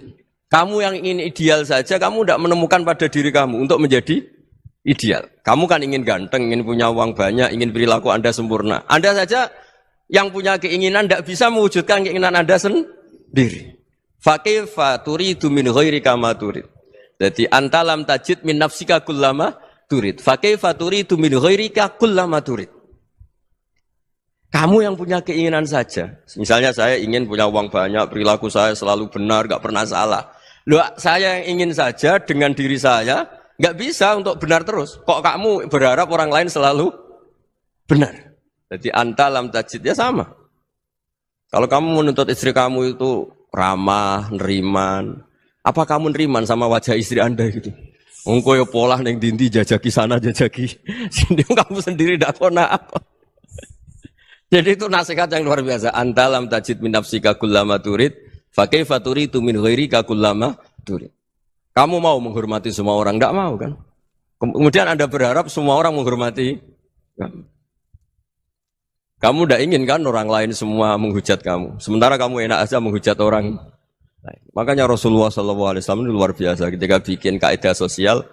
Apa la yu'minu ahadukum hatta yuhibba li akhihi ma yuhibbu li nafsihi. Jadi kalau ukuran iman itu sederhana. Kalau sesuatu itu baik, nyaman bagi Anda, ya bayangkan itu pada teman Anda. Misalnya Anda bangun tidur sudah acak-acakan, nggak punya uang, utang jatuh tempo, kan nggak ingin ketemu orang. Ya kamu jangan bertamu ke jenis ini karena dengan kamu yang alami juga gak siap ketemu orang. Makanya ada Habib Alim itu dilapuri sama seseorang. Beb, dulu teman saya itu ketika saya kaya itu sering main ke saya. Setelah saya miskin, mereka tidak main ke saya. Kata Habib itu bagus, sunahul begitu itu bagus. Coba kalau kamu dulu kaya, teman kamu main kan kamu gaya. Di rumah ada makanan, bisa hormat tamu. Setelah kamu miskin jadi buruh manol di pasar atau buruh bikin boto, teman kamu datang, malu enggak kamu? Mendingan enggak datang gitu. Akhirnya baru, oh ya alhamdulillah kalau gitu. Loh iya kan dulu teman kita datang, kita ada Alphard, istri cantik, rumah bagus. Lah kita miskin, buruhnya orang pas dibentak-bentak, teman kamu udah datang. Milih datang kamu enggak kalau setelah kamu jatuh? Enggak kan? Jadi barokahnya ilmu itu terus. Ya, tapi kadang-kadang orang tuh, wah setelah saya miskin teman-teman enggak kasih ke sini. Ya kalau kamu sudah jatuh, teman-teman kamu di situ jadi tontonan. Ya mulai sekarang cara berpikir itu dirubah. Dulu yang namanya kiai itu kalau diundang orang itu ya agak-agak senang. Semenjak saya itu agak rubah. Mengundang kiai, ngatur kiai itu tak haram-haramkan ya ada lumayan lah sekarang itu sudah mulai agak beretika. Dulu itu ngundang tuh tanggalnya ditentukan, jamnya ditentukan. Enggak mikir apa kiai saat itu nganggur, enggak. Punya wadifah, enggak. Dia milih tanggal yang dia nganggur, enggak mikir masa itu kiainya nganggur apa. Enggak. Ya saya hanya cerita aja, kamu tersinggung ya monggo, boten nggih monggo itu kan. Jadi saya mohonlah supaya tadi saya juga matur ke Habib Ahmad. Jadi untuk orang merasa ikut sunnah Rasul itu gampang sekali kata Sayyid Muhammad. Dulu Nabi berpakaian ala daerahnya. Kalau mikot ya pakai mikotu baladi. Karena Nabi orang Madinah dan beliau berdomisili di Madinah ya misalnya mikotnya dari Bir Ali misalnya. Tapi kalau Anda orang kawasan Tanim mau umrah ya dari Tanim. Misalnya kawasan Jirona ya dari Jirona. Artinya apa? Kamu ngambil mikot karena Nabi mikot misalnya dari Bir Ali. Bukan berarti kamu harus seperti Nabi di Bir Ali. Kamu orang Mekah misalnya kamu orang Tanim. Orang dia harus dari mikot itu apa? Baladi. Sama makanya di fikih-fikih itu kalau teknik anak. Nabi orang Arab halawiyatnya kurma ya kurma. Kalau orang Jawa sedegan. Semua podo-podo. Ya podo-podo manis. Jadi ini tabaruk sama Sayyid Muhammad, ini ada murid beliau, Habib Ahmad, sahabatnya. Supaya orang itu merasa ikut Nabi itu gampang sekali. Ini sahabatnya di halaman tadi disaksikan Habib Ahmad 433 di kitab apa ini? Manhajus Salaf fi Fahmin Nusus. Itu kata Sayyid Muhammad, wa kanat sunnatu Rasulillah annahu yat'amu ma yajiduhu fi ardi wa yalbasu ma yajidu wa yarkabu ma yajidu mimma abahu wa ta'ala. Faman istamala ma yajidu fi ardi fa huwa al-muttabi' lis-sunnah. Kama annahu hajjal baita min madinati. Faman hajjal baita min madinati nafsi fa huwa al-muttabi' lis-sunnah. Wa illam takun hadhil madinatu tilka. Jadi intinya misalnya Nabi dulu itu ngasih sedekah kepada fakir miskin ya pakai dinar, dirham. Ya kalau orang misalnya sedekah pakai rupiah ya sudah ikut sunnah Nabi. Jangan lu Nabi pakai dinar loh, kamu kok pakai rupiah. Dulu dinarnya Nabi udah ada tulisannya Bank Indonesia, kamu kok ada tulisannya Bank. Ya tidak ada seperti itu. Ya jadi misalnya Nabi sedekah pakai tamar atau pakai al-aqid, ya kita pakai beras, pakai apa? Supaya orang tuh bahwa Rasulullah itu milik kafatal linnas, milik semuanya. Sehingga merasa ikut sunnah Nabi itu ya semuanya. Makanya dulu Mbah Mun kalau motivasi saya supaya bombong, kalau orang Jawa bilang bombong. Wong Jawa mesti ono wong alim. Beliau menyontohkan mas itu Mbah Fadol, Senori, Mbah Ihsan Jambes. Itu bisa ngarang-ngarang kitab luar biasa. Padahal beliau bukan orang Arab. Imam Sibawai itu orang Persia. Imam Ghazali orang Tos itu juga ikut Persia. Kata Imam Mun, wong sing ora Arab lah mesti untuk jatah alim kata beliau. Karena Nabi itu diutus kafatal linnas. Nah ini kalau orang yang alim itu Arab tok, berarti tidak ada perwakilan dari Afrika, dari Asia Tenggara, dari mana-mana. Makanya karena Nabi statusnya itu kafatal linnas. Jadi kita harus bangga sebagai Muslim, sebagai orang Indonesia karena misalnya Wali Kutub dulu terkenalnya hanya ada di Yaman, di mana. Ternyata pernah ada juga di Indonesia dan seperti Habib Abu Bakar Segaf Gresik. Jadi ya artinya kan tetap orang Indonesia meskipun beliau zuriyah Rasul kan ya sudah orang apa? Orang Indonesia. Zuriyahnya Habib Ali Simtuduror sekarang di Solo. Jadi Indonesia juga dapat alawin banyak dari Sadatinal Alawin juga banyak. Jadi saya mohon barokahnya ngaji seperti ini melihat orang lain tuh gampang. Bayangkan tuh kalau anak kamu. Makanya Nabi nanti kalau nggak percaya lihat di Hikam nomor 15 di kitab saya itu. Di situ dijelaskan oleh Hikam. Jangan-jangan semangat Anda pada orang yang maksiat, pada orang yang keliru supaya dihukum itu karena kebetulan itu udah anak Anda, itu udah keluarga Anda. Coba kalau itu keluarga. Makanya kalau saya guyonan di Jogja itu ada pembantu mecahkan piring terus dimarahi majikannya. Saya mesti guyon gitu. Pasti itu pembantunya tidak cantik. Kok bisa, Gus? Andai kan cantik dan kamu senang mecahno piring satu, piring 1000 ora iso ngamuk kowe. Ternyata ngamuknya itu karena mecahkan piring apa karena plus tidak cantik. Coba jawab para lelaki ini. Kamu marah sama orang maksiat tuh karena maksiat karena plus itu udah anak Anda. Bayangkan kalau itu anak Anda. Itu hebatnya Rasulullah SAW. Karena kita yang salah pun kadung umatnya, Nabi tetap ngasih fasilitas syafaati li ahlil kabair min ummati. Kayak apa baiknya Nabi? Tidak ikut maksiat tapi ikut fasilitasi ngasih syafaat. Loh kalau li ahlil ibadah kan wajar. Nabi ketika ini syafaati li ahlil kabair min ummati. Ya karena tadi logika yang dibangun Rasulullah itu logika yang luar biasa. Kita semangat orang lain kena hukuman itu karena kita tidak punya ra'fah, tidak punya rahmah. Coba kalau Rasulullah yang bil mu'minina ra'ufur rahim, semangatnya itu mendoakan supaya tobat, mendoakan diampuni. Dan itu juga yang diperintahkan oleh Allah Subhanahu wa taala, wastaghfir li dzambika walil mu'minina wal mu'minat. Ya semoga barokahnya ngaji ini, barokahnya Habib Ahmad, barokahnya Maulid Simtud Duror, barokahnya semua kitab madaih tibak berjanji semuanya, barokahnya Ikhya, barokahnya Said Muhammad, barokahnya guru kita semua, Mbah Maimun, bapak saya. Kita ini ngikuti manhaj, ya, ngikuti apa? Manhaj. Saya sering didhawuhi Mbah Mun, kenapa ihdinas siratal mustaqim bukan siratoka?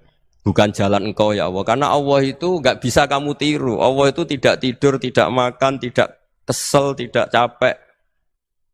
Yang bisa ditiru itu siratal ladzina an'amta alaihim. Yang bisa ditiru manusia ya niru manusia. Karena Allah itu tidak bisa ditiru. Makanya ihdinas siratal mustaqim siratal ladzina. Dan niru siapa? Niru guru-guru kita. Termasuk niru cara pandang. Jadi misalnya ada orang awam di rumah itu hanya delok reng, delok tikus liwat, itu kan kayak nganggur. Kok ora tahajud malah mendelok reng. Melihatnya jangan gitu. Huwa tarokal ma'asiyah. Dia di rumahnya tidak dugem, tidak kemana-mana. Dia berarti malam itu tarkul ma'asi. Tidak nyopet, tidak garong, tidak ke tempat maksiat. Susahnya apa sih husnudzon? Jadi jangan lihat huwa tarkut tahajud, huwa tarokat tahajud, wa taroka qiyamal lail. Oke ya, namanya orang begitu ya tidak tahajud, tidak qiyamul lail. Tapi susahnya apa sih kamu bilang huwa tarokal ma'asiyah, dia juga meninggalkan maksiat dan tarkul maksiat itu ibadah. Supaya orang tuh gampang lah husnudzan sama orang muslim. Ini orang mukmin, orang yang luar biasa. Di mata Allah itu orang yang luar biasa. Kayak tadi Imam Ghazali, kalau saya ketemu orang muslim kemudian dia tidak pernah baik, gimana? Kata Imam Ghazali, ma min muslimin illa wa islamuhu ta'ah. Tidak ada orang Islam ketika dia mentasdihkan Allah dan Rasulullah, berarti dia juga punya taat. Ya ini latihan saja, sing iso nglakoni Habib Ahmad kula namung cerita mawon. Kula cerita secara akademik, saya punya kitab, saya baca dan alhamdulillah kita paham barokahnya para guru dan supaya terbiasalah. Sebaik-baiknya ibadah husnudzon billah wa husnudzon bil mu'minin. Soal tidak cocok ya diilmoni tadi ya, namanya enggak cocok ya jangan sering ketemu. Seperti Rasulullah SAW, beliau karena sangat mencintai Said Hamzah, ketemu orang yang pernah begitu sama Said Hamzah, ya beliau secara basyariah tidak siap. Tapi beliau secara cara bahasa sekarang, secara profesional, kalau beliau seorang nabi dan harus menerima tobatnya siapapun ya diterima. Saya meskipun dengan A, B gak cocok karena dia begini-begini sama saya, tapi saya ingat dia sholat, dia baca sholawat, dia mencintai Rasulullah. Ya kita hormat. Ya soal gak cocok ya di manage tadi ya. Zuruhiban tasdidhuban. Kalau gak pati cocok ya jangan sering ketemu bawaannya enak nanti. Ya semuanya itu diilmoni lah. Makanya ketika ini Ma'ruf Al-Qurhi ada yang baca Al-Kharki, mangqala fil yaumi salasa marrat aw marham umat Muhammad kutiba minal abdal. Karena semangat mencintai siapapun satu hari sering baca marham umat Muhammad, wa asli umat Muhammad, wa tajawaz an ummati Muhammad. Itu mesti kutiba minal abdal. Dia pasti termasuk wali abdal. Maksudnya semangat mencintai. Ya dilatih lah. Misalnya Indonesia Power atau PLN. Andai kan tidak ada PLN itu kayak apa? Orang nggak bisa ngaji, tidak bisa aktivitas, ya barokahnya ada PLN, barokahnya jasanya. Kita sadar, tidak semua kebaikan kita ini memenuhi keinginan orang banyak. Gitu. Orang banyak ingin listrik, ingin saluran apa, dan itu kadang yang mewujudkan orang lain atau kelompok lain. Ya karena itu manfaat ke orang lain ya kita doakan. Karena khairun nas anfa'uhum linnas. Sehingga kita terbiasalah ngakui orang lain. Seperti semangatnya Rasulullah SAW, semuanya itu didoakan, semuanya diinginkan kebaikannya. Bahkan Nabi gak putus asa sampai di akhirat. Ketika Nabi lain sudah putus asa karena sudah akhirat, sampai dimintai syafaat semuanya bilang nafsi, nafsi. Karena merasa semuanya gak punya nyali di depan Allah. Karena ini sudah akhirat, sudah finish. Tapi apa Rasulullah? Analah. Ya udah, saya sanggup mensyafaati kalian. Terus kata Nabi, fa'atiyal arsya. Saya mendatangi aras fa'akhiru lahu sajidan, saya sujud wa ahmaduhu bima hamida 'allamaniha rabbi. Kemudian saya tetap muji Allah dengan pujian yang terus menerus. Padahal sudah di akhirat, sudah finish. Nabi dimintai syafaat masih sanggup karena Nabi tahu akhirat tidak bisa mendikte Allah, tidak bisa Allah terus bilang, "Ya Allah ini akhirat, loh, engkau sudah tidak boleh mensyafaat." Tidak bisa. Allah tidak bisa diganggu akhirat. Allah tidak boleh dibatalkan rahmannya oleh akhirat. Allah tetap Rahman Rahim abadal abad. Dan Nabi tahu itu. Makanya kata para ulama, fa Muhammadun Ahmadu min ghairihi. Jadi Nabi Muhammad namanya dua, yang terkenal. Sebenarnya banyak yang terkenal dua, Muhammad sama Ahmad. Ketika Nabi punya nyali memuji Allah di akhirat atau sudah di akhirat, itu fa Muhammadun Ahmadu min ghairihi. Ketika Nabi lain sudah tidak punya nyali muji Allah karena sudah akhirat, Nabi Muhammad tetap berani muji Allah di saat seperti itu. Makanya Ahmadu di situ kata ulama itu af'al tafdil, fa Muhammadun Ahmadu min ghairihi. Kanjeng Nabi lebih memuji Allah di saat yang Nabi lain sudah tidak punya nyali untuk memuji Allah di saat itu. Makanya kata Nabi, fa'akhiru lahu sajidan wa ahmadhu bimahamida 'allamaniha rabbi. Akhirnya setelah lama gitu terus Allah ngendikan, ya Muhammad irfa' ra'sak wasal tu'tah wasfa' tusyaffa. Sudah Muhammad, angkat kepala kamu minta apa saya turutin, dan kalau kamu ingin mensyafaati umatmu saya beri hak apa? Syafaat. Nah, semoga semangat itu juga menjadikan kita munajat bahwa rahmat Allah tidak terbatas, harapan juga tidak terbatas. Mungkin yang sedang nakal ya kita katakan sedang, jangan terus kamu pastikan wah ini mesti suul khotimah, mesti tidak orang baik. Tidak, agama ini liman kana yarjuwa wal yaumal akhir, selalu bagi yang punya harapan. Ya, mugi-mugi dapat barokah semua. Mantul dengan kata wassalamualaikum warahmatullahi wabarakatuh. Dalam konteks Indonesia, muhasabah itu sudah jadi perilaku ya. Karena dulu orang tua saya, guru-guru saya kalau ngandani itu, bayangkan kalau kamu jadi dia. Jadi misalnya kita mentang-mentang atasan, otoriter sama bawahan. Bayangkan kalau kamu jadi yang bawahan itu kayak apa? Laukun tamakanah, kalau orang Arab bilang, bayangkan kalau kamu di posisi dia. Makanya guyonannya orang-orang Indonesia itu kan orang ngaramkan judi gitu, bareng dikasih tahu. Tapi yang menang anak jenengan, alhamdulillah. Ternyata ngaramkan itu karena ada anaknya. Kalau anaknya yang menang ya seneng. Meskipun itu guyonan, tapi saya punya padanan itu dalam kitab Hikam. Nabi Ibrahim itu Khalilur Rahman, tentu bencinya minta ampun sama yang namanya maksiat. Suatu saat beliau diterbangkan di alam malakut. Itu kalau di Hikam saya halaman 15 juga. Saya masih ingat betul. Mungkin kalau Anda beda halaman karena beda cetakan. Atau enggak punya kitabnya. Atau punya tapi tidak bisa baca.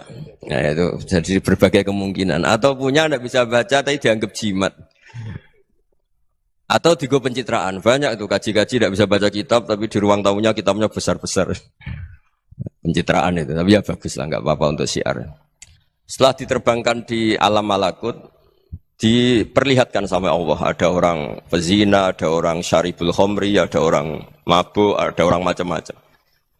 Allah tanya sama Nabi Ibrahim, bagaimana pendapat kamu Ibrahim tentang mereka yang maksiat? Kata Nabi Ibrahim, ya Allah habisi saja mereka, mereka hidup di bumi engkau, makan rezeki engkau, kemudian mereka tidak taat sama engkau. Singkat cerita di fase itu, saya ulang lagi di fase itu, Allah nurutin. Sampai sekian peristiwa, mungkin 3 atau 4. Sudah, setelah sekian tahun Nabi Ibrahim lupa peristiwa itu, kemudian beliau diminta menyembelih anaknya. Ini versi kitab Hikam. Memang versinya banyak tentang kenapa Nabi Ibrahim disuruh menyembelih anaknya. Ketika mau menyembelih anaknya, Nabi Ibrahim ragu. Huwa samratu fuadi. Anak saya ini buah hati saya, kenapa engkau suruh menyembelih? Terus kata Allah, apa kamu tidak ingat ketika kamu saya angkat di alam malakut, kemudian kamu usul bunuh-bunuh, saya ada mempertimbangkan usul Anda, tapi kenapa sekarang saya merintahkan kamu mikir gitu. Terus, ya karena ini anak saya ya Allah. Terus kata Allah, rumang samu wong sumpukon mata ini gak gawean kau sing gawe kowe enak wae usul mata ini. Jadi sebenarnya saya yang bikin kemudian Anda enak aja usul membunuh.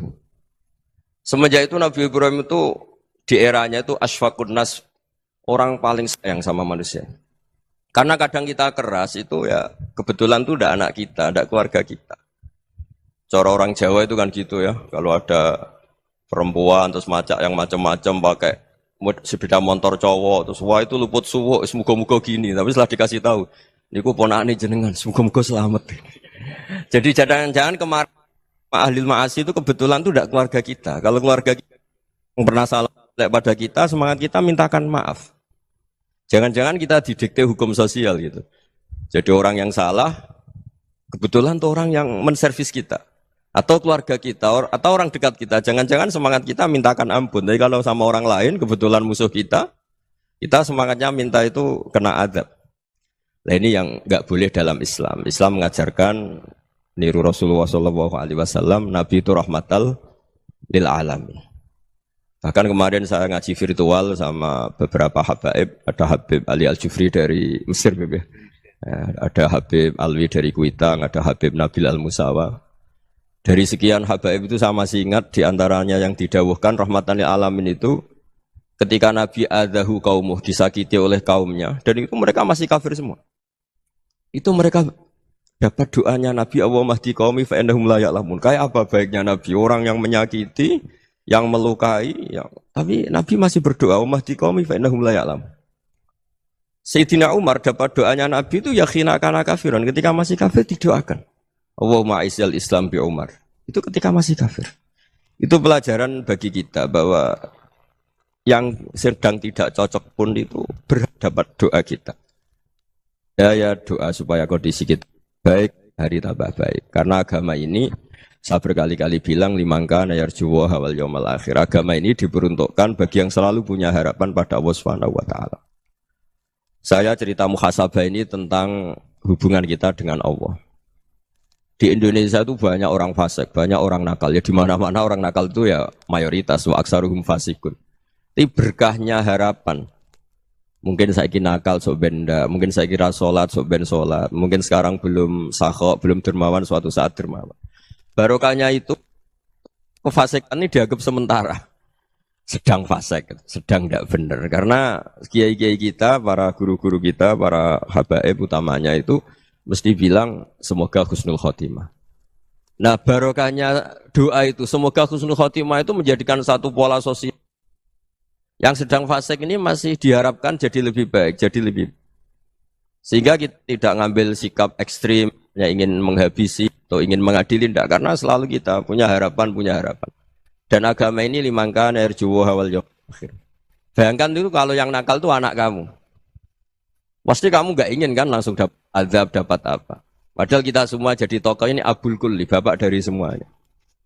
Sehingga ketika Rasulullah SAW jalan-jalan kemudian melihat perempuan sedang menyalakan api. Kalau apinya mati ditiup, anaknya dijauhkan. Nanti kalau sudah jauh dari api, anaknya digendong lagi. Terus kata Rasulullah, matur ke semua sahabat, Aro'aitum anna hadih tarihatan waladaha alan nar. Apa kamu berpendapat bahwa perempuan ini akan melemparkan anaknya ke neraka? Tidak ya Rasulullah. Tidak akan seorang ibu melemparkan anaknya ke api. Terus kata Rasulullah, Allahu arhamu min hadih biwaladiha. Allah lebih rahman, lebih rahim dibanding orang tua ini kepada anaknya. Ini yang harus kita kenalkan terus, kita kampanyakan terus. Supaya orang hubungannya dengan Allah itu nyaman, asyik. Sehingga dengan demikian selalu ada harapan bahwa yang sedang nakal ini suatu saat tobat. Kita tidak boleh menghukumi pasti begini, pasti gini. Itu tidak wilayah kita. Itu juga yang dicontohkan Rasulullah SAW. Secara lahir Nabi itu nggak berkenan sama Wahsy, karena Wahsy itu salahnya salah fatal karena membunuh ahabban nasi ila Rasulillah, yaitu membunuh Said Hamzah. Jadi ketika Wahsy tobat, Nabi itu terima tobatnya. Dan ketika beliau dengan basariyahnya nggak siap ketemu Wahsy karena harus ingat Said Hamzah, basariyahnya diturutin. Oke, kamu iman, saya turutin, tapi jangan sering ketemu saya. Karena kalau ketemu kamu, saya masih ingat sama paman saya, Said Hamzah. Kita bisa ngelola seperti itu. Kita tidak cocok sama orang, bagaimanapun mereka umat Rasulullah SAW, kita tetap mencintai mereka. Misalnya kalau beda agama, mereka sama-sama orang Indonesia, kita mencintai mereka atas nama warga Indonesia. Tapi kalau misalnya potongannya ora cocok, beda kultur, bawaannya itu mangkel no coro Jawa, ya bisa diilmoni, jangan ketemu. Wong sudah tidak cocok, ingin ketemu nyari solusi. Roh ini tok seneng itu kan ya repot itu. Ya sudah kalau nggak pati cocok ya jangan sering ketemu. Dan itu kita bisa memanage seperti itu tuh bisa. Saya berkali-kali cerita tentang Imam Syafi'i. Kalau dikasih tahu ya Imam Aba Abdillah, panggilannya Imam Syafi'i, tetangga Anda ini ternyata banyak yang nggak senang Anda. Jawabnya beliau senang. Ya bagus kalau nggak senang saya, ndak utang saya katanya. Jadi gara-gara sampean seneng aku ngatur aku ini kan. Dan mungkin sampean rasa seneng kan ya enak. Jadi hidup itu dianggap happy. Kalau seneng ya teman silaturahim, kalau nggak seneng ya nggak bakal utang gitu. Baru kayak seneng itu nggak ganggu. Gitu. Jadi dulu itu orang bisa ngelola seneng nggak seneng itu bisa. Karena ada kearifan hubungan dengan Allah Subhanahu wa Ta'ala. Hidupnya selesai karena masyghul bi dzikrillah. Mereka sibuk dengan Allah. Makanya kata ulama-ulama tasawuf, kamu jangan melihat manusia perilakunya, tapi kamu juga harus ingat yang gerakkan semua itu Allah Subhanahu wa Ta'ala. Dengan demikian kita faroh, kita senang. Makanya Nabi kalau ngutus Anas bin Malik kemudian nggak kesampaian yang diinginkan karena Anas main, ketika garwa-garwani Nabi agak tersinggung, Nabi andaikan Allah menghendaki yang saya inginkan kesampaian, pasti itu kesampaian. Jadi dianggap kegagalan Anas nggak manggil yang dituju Nabi itu ya kersane Allah ya enteng saja. Sayyidina Ali lebih parah lagi yang dialamin. Itu dalam beliau kalau dipanggil tuh nggak cepet-cepet ke sana. Ketika ditanya, kenapa kamu tak panggil gak cepat ke saya? Amin tu ukubatak. Karena aku tahu engkau orang baik. Orang baik itu pemaaf. Jadi makanya orang-orang soleh dulu itu bodoni itu. Makanya sekarang kalau ada orang bodoni itu mesti bidik orang soleh. Kalau orang-orang soleh itu kakean husnudzon akhirnya sering dibodonin. Abdul bin Umar itu masyhur itu. Kalau ada budaknya sering sholat, sergap sholat itu dimerdekakan. Akhirnya enggak sholat pun pura-pura sholat. Akhirnya juga dimerdekakan. Ketika ditanya, kenapa engkau merdekakan? Padahal mereka sholatnya menipu engkau, kata pembisik-pembisik itu. Man khoda'ana lillah in khoda'na lah. Dia nipu atas nama Allah, berarti saat tertipu juga atas nama Allah. Gak masalah dong, semuanya demi Allah Subhanahu wa Ta'ala. Mensifati Allah Ta'ala itu ghafir. Allah pemaaf. Jangan kamu gak fair untuk diri kamu nyifati Allah ghafir, pada orang lain Allah kamu sifati syadidul iqab. Jadi Allah kamu atur, kayak MC tadi ngatur saya. Jadi Allah itu apa? Kalau pada saya ghafir, kalau pada musuh saya syadidul iqam. Itu tidak fair. Kalau Anda punya harapan kepada Allah karena Allah Rahman Rahim, Allah ghafir, sebenarnya Allah pada musuh kita ya bisa saja Allah ghafir, bisa saja Allah Rahman Rahim. Sehingga kita melihat orang lain yang kita tidak cocok itu ya enteng saja. Itu min ummati Rasulillah sing tanaluhu syafa'atuh, tanaluhu sa'atu rahmati, tanaluhu fair. Jangan dengan kita kayak mesti dapat rahmat. Jangan orang lain kayak Allah pasti syadidul iqam. Itu tidak boleh. Sehingga ketika ada orang Badui, singkat cerita orang Badui ini kencing di masjid. Semua sahabat membentak dia. Yang enggak bentak hanya Nabi dok. Saking mangkelnya orang ini karena semua sahabat bentak kecuali Nabi. Setelah dibenarin Nabi, terus Nabi nyuruh sabbu ali dhanuban min ma'in. Setelah disucikan masjid itu, dia berdoa keras sekali. Allahumma arhamni wa Muhammadan wa la tarham ma'ana ahadan. Ya Allah yang berhak dapat rahmatmu hanya saya dan Nabi Muhammad, yang lainnya jangan. Karena yang lainnya tuh jengkelin, gitu aja saya salah dimarah-marahin gitu. Jadi kalau kamu doa terbatas ya kayak orang Bedui ini, kayak orang Arabi. Apa kata Nabi? Laqad tahajjarta wasi'an. Allah yang rahmatnya luas menjadi kamu sempitkan. Karena kamu mau atur Allah hanya rahman pada Indonesian Power, pada NU, pada kita, yang orang lain nggak perlu dapat. Itu kan kasihan Islam, karena Islam terus nggak dimiliki semua orang. Allah tidak dimiliki semua orang, Rasulullah tidak dimiliki semua orang karena di NU, di ormas tertentu, di nggak boleh seperti itu, nggak boleh takhasyar tawasian kata Nabi, tidak boleh mempersempit zat yang rahmatnya itu luas. Ini semoga etika ini kita pakai di Indonesia, yang sedang fase kita harapkan lebih baik, yang sedang nggak dapat hidayah kita doakan dapat apa hidayah. Masyhur kan, makanya tadi saya mohon sama Habib Ali supaya Habib Ahmad supaya tetap mahalul qiyam, tabaruk sama Habib Ali di antara doa-doa di Simtud-Duror masyhur itu antuqabilal mudhniba minnah bil ghufran wal musi'a bil ihsan. Jadi harapannya para habaib, para orang-orang baik dulu ya semoga yang dosa itu dimaafkan, yang sedang salah dibuka, bikin lebih baik. Nabi itu tugasnya juga gitu. Wastaghfir li dzambika walil mu'minina wal mu'minat. Nabi itu tugasnya juga memintakan ampun yang sedang salah. Nah, ini cobalah jadi etika kita, muhasabah kita. Jadi muhasabah itu cara berpikir kita set, kita pikir ulang. Ternyata semangatnya seorang nabi itu wastaghfir li dzambika walil mu'minun. Semangatnya itu memintakan ampun. Orang ahli tafsir tahu semua kalau nabi itu tidak mungkin dosa. Jadi itu khitabun lin nabi wa urida bihi ummatu, itu khitab nabi tapi yang dimaksud itu umatnya, karena nabi tidak akan mengalami dzambun, tidak akan mengalami dosa. Sekarang enggak, kadang-kadang kita ini kalau orang lain salah itu semangat. Kalau di perusahaan ada teman salah, apalagi pimpinan salah itu seneng. Barokahnya salah bisa ganti kan gitu. Ya, jadi kalau mungkin di dunia tokoh juga gitu, barokahnya ada tokoh salah, kita yang jadi populer sendiri, tidak boleh seperti itu. Kita harus salimus sodri di jami'il muslimin. Jadi ini harus dilatih. Saya tadi matur sama Habib Ahmad, latihan kita jadi hidup. Nabi itu kalau resep jadi wali itu kata Nabi gampang. Kata Nabi, kalau kamu ingin disenangin Allah, ya sudah, kalau kamu asbahta wa amseta gini-gini, perasaan kamu, kata Nabi, jangan punya perasaan ghil sama orang muslimin. Itu sudah, wadzalika min sunnati. Makanya Nabi ngendikan la yablughni ahadun an ahadin syai'an. Ada yang baca la yuballighni ahadun an ahadin syai'an. Seseorang jangan melaporkan ke saya tentang salahnya yang lain. Fa inni akhruju ilaikum wa ana salimus sodri. Karena saya ingin ketemu sampean semua dalam keadaan salimus sodri, tidak punya perasaan apa-apa. Karena kalau nurutin pembisik, nurutin informasi itu ya repot, karena orang pasti sepihak. Ada kiai yang top, datang ke kampung-kampung ning desa-desa. Kata yang seneng itu punya akhlak. Wah itu bagus orang besar datang ke kampung-kampung. Kata yang enggak seneng, wah itu jobnya kiai kecil kok diambil, itu kan ya kasihan itu kan sudut pandang. Makanya saya sering bilang, akal kita ini cukup untuk mentasdik Rasulullah Shallallahu Alaihi Wasallam. Meskipun perasaan kita kadang orang Jawa itu beda. Saya berkali-kali bilang sama peneliti dari Jogja, kenapa sih Gus para nabi itu kok poligami istrinya banyak?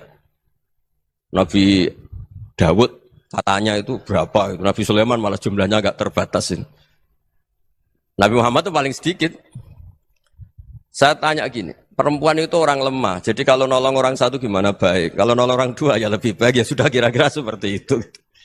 Paling tidak akal kita masih tahu kalau orang baik itu kan mesti baik. Nolong orang satu baik, nolong orang dua ya lebih baik, nolong orang tiga lebih baik. Tapi kalau kamu orang nggak baik, satu saja kamu terlantarin, kamu miskinkan, kamu ya tinggal diukur kan. Kalau orang baik nambah baik, tapi kalau orang buruk tambah buruk. Nah itu akal. Akal kita bisa menganalisis kenapa sih nikah itu ada yang poligami, ada yang enggak. Ya sudah, ukur saja diri kamu. Misalnya kayak saya elek keriting, rabi terus, memperbanyak wong elek, orang perilaku netok raine dadi elek kabeh. Tapi nak kowe ku ganteng, alim, ganteng, sugih, anake ganteng-ganteng, berhubung kowe saleh ahli swarga kabeh, mertua yo bangga karena karir kamu meyakinkan. Ini mertua kamu aja enggak bangga mau nambah. Ipar enggak bangga, mertua enggak bangga, desa kamu yang kamu wayai juga enggak. Beda dengan Nabi ketika nikah Juwairiyah itu enggak ada pernikahan sebarokah Nabi dengan Juwairiyah itu. Azharu Rasulillah, di situ habis perang banyak tawanan gara-gara jadi besanya Nabi langsung dibebaskan semua karena Azharu Rasulillah. Sekarang besanya Kanjeng Nabi. Dulu Abu Sufyan mangkalnya bukan main sama Nabi. Gara-gara putrinya dinikah terus langsung jadi. Kalau kamu kan enggak, nikah satu, nikah lagi. Satu kampung musuh kamu. Karena istri pertama cemburu, yang kedua agak bangga. Wah itu selesai itu. Di dunia wal akhirah.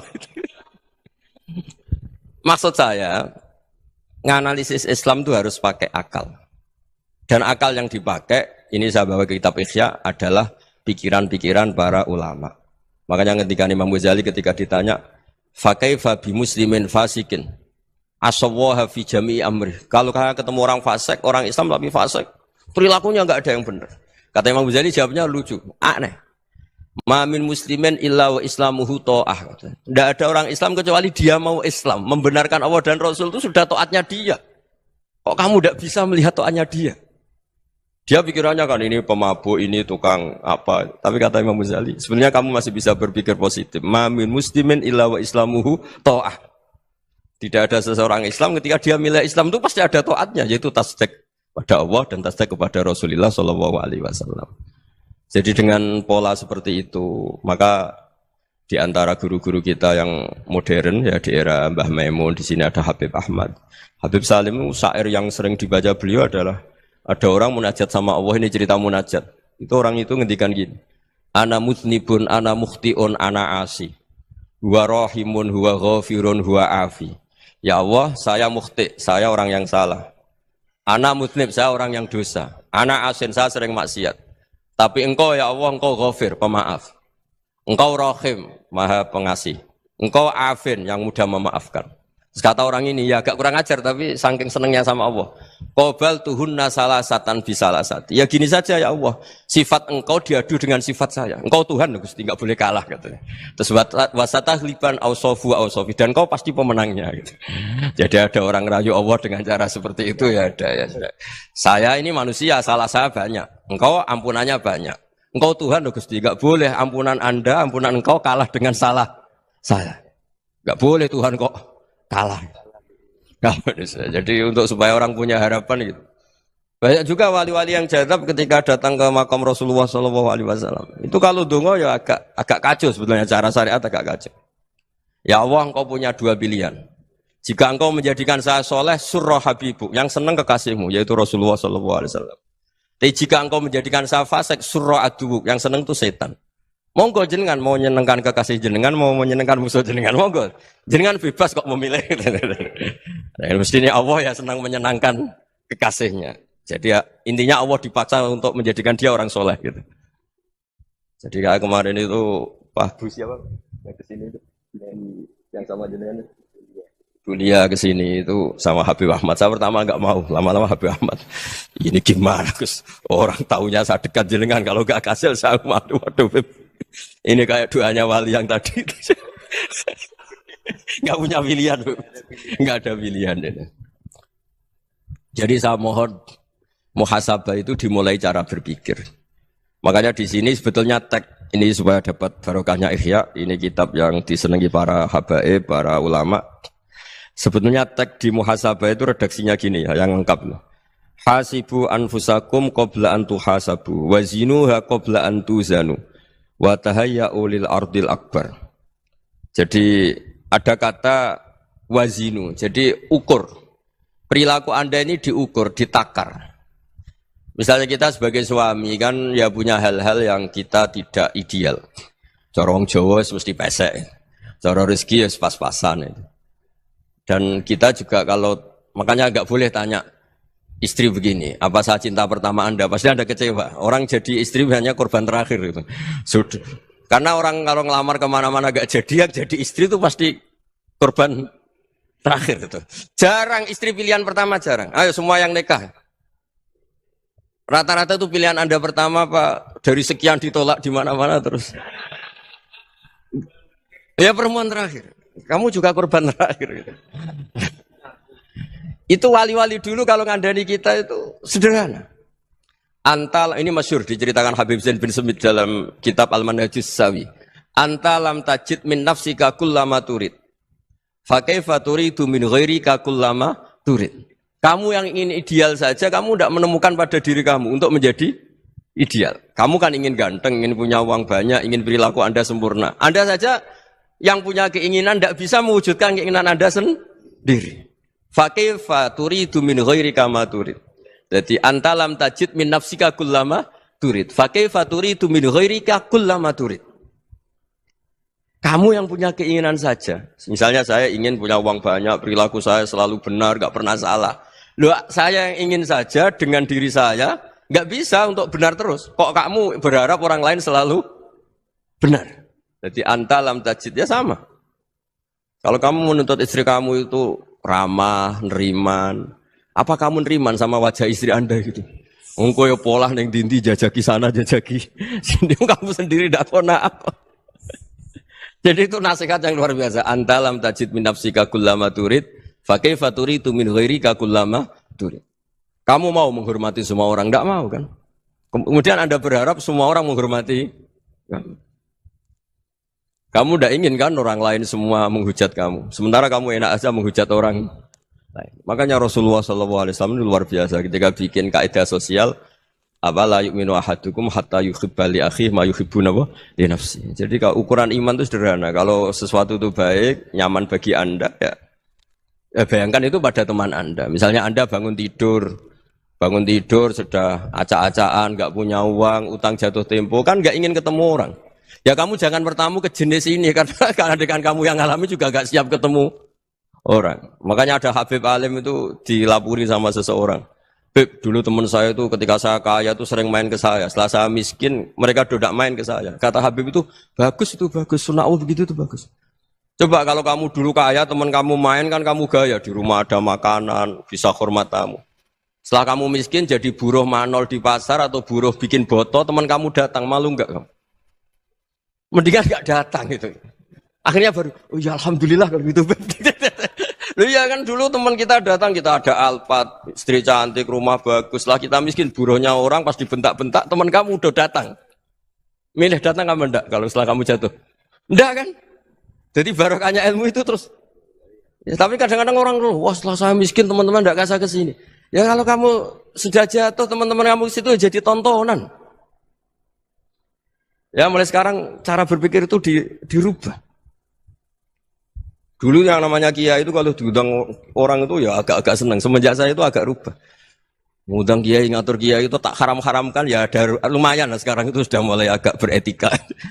Dulu itu ngundang tuh tanggalnya ditentukan, jamnya ditentukan. Enggak mikir apa kiai saat itu nganggur, enggak. Punya wadifah, enggak. Dia milih tanggal yang dia nganggur, enggak mikir pas itu kiainya nganggur apa. Enggak. Ya saya hanya cerita aja, kamu tersinggung ya monggo, boten nggih monggo itu kan. Jadi saya mohonlah supaya tadi saya juga matur ke Habib Ahmad. Jadi untuk orang merasa ikut sunnah Rasul itu gampang sekali kata Sayyid Muhammad. Dulu Nabi berpakaian ala daerahnya. Kalau mikot ya pakai mikotu baladi. Karena Nabi orang Madinah dan beliau berdomisili di Madinah ya misalnya mikotnya dari Bir Ali misalnya. Tapi kalau Anda orang kawasan Tanim mau umrah ya dari Tanim. Misalnya kawasan Jirona ya dari Jirona. Artinya apa? Kamu ngambil mikot karena Nabi mikot misalnya dari Bir Ali. Bukan berarti kamu harus seperti Nabi di Bir Ali. Kamu orang Mekah, misalnya kamu orang Tanim. Orang dia harus dari mikot itu apa? Baladi. Sama, makanya di fikih-fikih itu kalau teknik anak, Nabi orang Arab, halawiyatnya kurma ya kurma. Kalau orang Jawa sedegan, semua bodoh-bodoh. Ya, bodoh-bodoh manis. Jadi ini tabaruk sama Sayyid Muhammad, ini ada murid beliau, Habib Ahmad, saya baca. Supaya orang itu merasa ikut Nabi itu gampang sekali. Ini saya baca ya di halaman, tadi disaksikan Habib Ahmad, 433 di kitab, apa begini? Manhajus Salaf fi Fahmin Nusus. Itu kata Sayyid Muhammad, wa kanat sunnatu Rasulillah annahu yat'amu ma yajiduhu fi ardi, wa yalbasu ma yajidu, wa yarkabu ma yajidu, mimma abahu wa ta'ala. Faman istamala ma yajidu fi ardi fa huwa al-muttabi' lis-sunnah. Kama annahu hajjal baita min madinati. Faman hajjal baita min madinati nafsi fa huwa al-muttabi' lis-sunnah. Wa illam takun hadhil madinatu tilka. Jadi intinya misalnya Nabi dulu itu ngasih sedekah kepada fakir miskin ya pakai dinar, dirham. Ya kalau orang misalnya sedekah pakai rupiah ya sudah ikut sunnah Nabi. Jangan lu Nabi pakai dinar loh, kamu kok pakai rupiah. Dulu dinarnya Nabi udah ada tulisannya Bank Indonesia, kamu ada tulisannya Bank. Ya tidak ada seperti itu. Ya jadi misalnya Nabi sedekah pakai tamar atau pakai al-aqid, ya kita pakai beras, pakai apa. Supaya orang tuh bahwa Rasulullah itu milik kafatal linnas, milik semuanya. Sehingga merasa ikut sunnah Nabi itu ya semuanya. Makanya dulu Mbah Mun kalau motivasi saya supaya bombong, kalau orang Jawa bilang bombong. Wong Jawa itu mesti ono wong alim. Beliau menyontohkan Mas itu Mbah Fadl, Senori, Mbah Ihsan Jambes. Itu bisa ngarang-ngarang kitab luar biasa. Padahal beliau bukan orang Arab. Imam Sibawa itu orang Persia. Imam Ghazali orang Tus itu juga ikut Persia. Kata Imam Mun, wong sing ora Arab lah mesti untuk jatah alim kata beliau. Karena Nabi itu diutus kafatal linnas. Nah ini kalau orang yang alim itu Arab tok, berarti tidak ada perwakilan dari Afrika, dari Asia Tenggara, dari mana-mana. Makanya karena Nabi statusnya itu kafatal linnas. Jadi kita harus bangga sebagai Muslim, sebagai orang Indonesia karena misalnya Wali Kutub. Dulu terkenalnya hanya ada di Yaman, di mana. Ternyata pernah ada juga di Indonesia dan seperti Habib Abu Bakar Segaf Gresik. Jadi ya artinya kan tetap orang Indonesia meskipun beliau zuriyah Rasul kan ya sudah orang apa? Orang Indonesia. Zuriyahnya Habib Ali Simtuduror sekarang di Solo. Jadi Indonesia juga dapat alawin banyak dari Sadatinal Alawin juga banyak. Jadi saya mohon barokahnya ngaji seperti ini. Melihat orang lain tuh gampang, bayangkan tuh kalau anak kamu. Makanya Nabi, nanti kalau nggak percaya lihat di Hikam nomor 15 di kitab saya itu. Di situ dijelaskan oleh Hikam, jangan-jangan semangat Anda pada orang yang maksiat, pada orang yang keliru supaya dihukum itu karena kebetulan itu udah anak Anda, itu udah keluarga Anda. Coba kalau itu keluarga. Makanya kalau saya guyonan di Jogja itu, ada pembantu mecahkan piring terus dimarahi majikannya. Saya mesti guyon gitu, pasti itu pembantunya tidak cantik. Kok bisa Gus? Andai kan cantik dan kamu senang mecahno piring satu, piring 1000 ra iso ngamuk kowe. Ternyata ngamuknya itu karena mecahkan piring apa karena plus tidak cantik? Coba jawab para lelaki ini. Kamu marah sama orang maksiat tuh karena maksiat karena plus itu udah anak Anda. Bayangkan kalau itu anak Anda. Itu hebatnya Rasulullah SAW karena kita yang salah pun kadung umatnya. Nabi tetap ngasih fasilitas syafaati li ahlil kabair min ummati. Kayak apa baiknya Nabi? Nggak ikut maksiat tapi ikut fasilitasi ngasih syafaat. Loh kalau li ahlil ibadah kan wajar. Nabi ketika ini syafaati li ahlil kabair min ummati. Ya karena tadi logika yang dibangun Rasulullah itu logika yang luar biasa. Kita semangat orang lain kena hukuman itu karena kita tidak punya ra'fah, tidak punya rahmah. Coba kalau Rasulullah yang bil mu'minina ra'ufur rahim, semangatnya itu mendoakan supaya tobat, mendoakan diampuni. Dan itu juga yang diperintahkan oleh Allah Subhanahu wa taala, wastaghfir li dzambika walil mu'minina wal mu'minat. Ya semoga barokahnya ngaji ini, barokahnya Habib Ahmad, barokahnya Maulid Simtuduror, barokahnya semua kitab Madaih, Tibak Berjanji semuanya, barokahnya Ikhya, barokahnya Said Muhammad, barokahnya guru kita semua Mbah Maimun, bapak saya. Kita ini ngikuti manhaj, ya, ngikuti apa? Manhaj. Saya sering didawi Mbah Mun, kenapa ihdinas siratal mustaqim bukan siratoka, bukan jalan engkau ya Allah, karena Allah itu enggak bisa kamu tiru, Allah itu tidak tidur, tidak makan, tidak kesel, tidak capek. Yang bisa ditiru itu siratal ladzina an'amta alaihim, yang bisa ditiru manusia ya niru manusia, karena Allah itu tidak bisa ditiru, makanya ihdinas siratal mustaqim siratal ladzina. Dan niru siapa? Niru guru-guru kita. Termasuk niru cara pandang. Jadi misalnya ada orang awam di rumah itu hanya delok reng, delok tikus liwat, itu kan kayak nganggur. Kok ora tahajud malah mendelok reng. Melihatnya jangan gitu.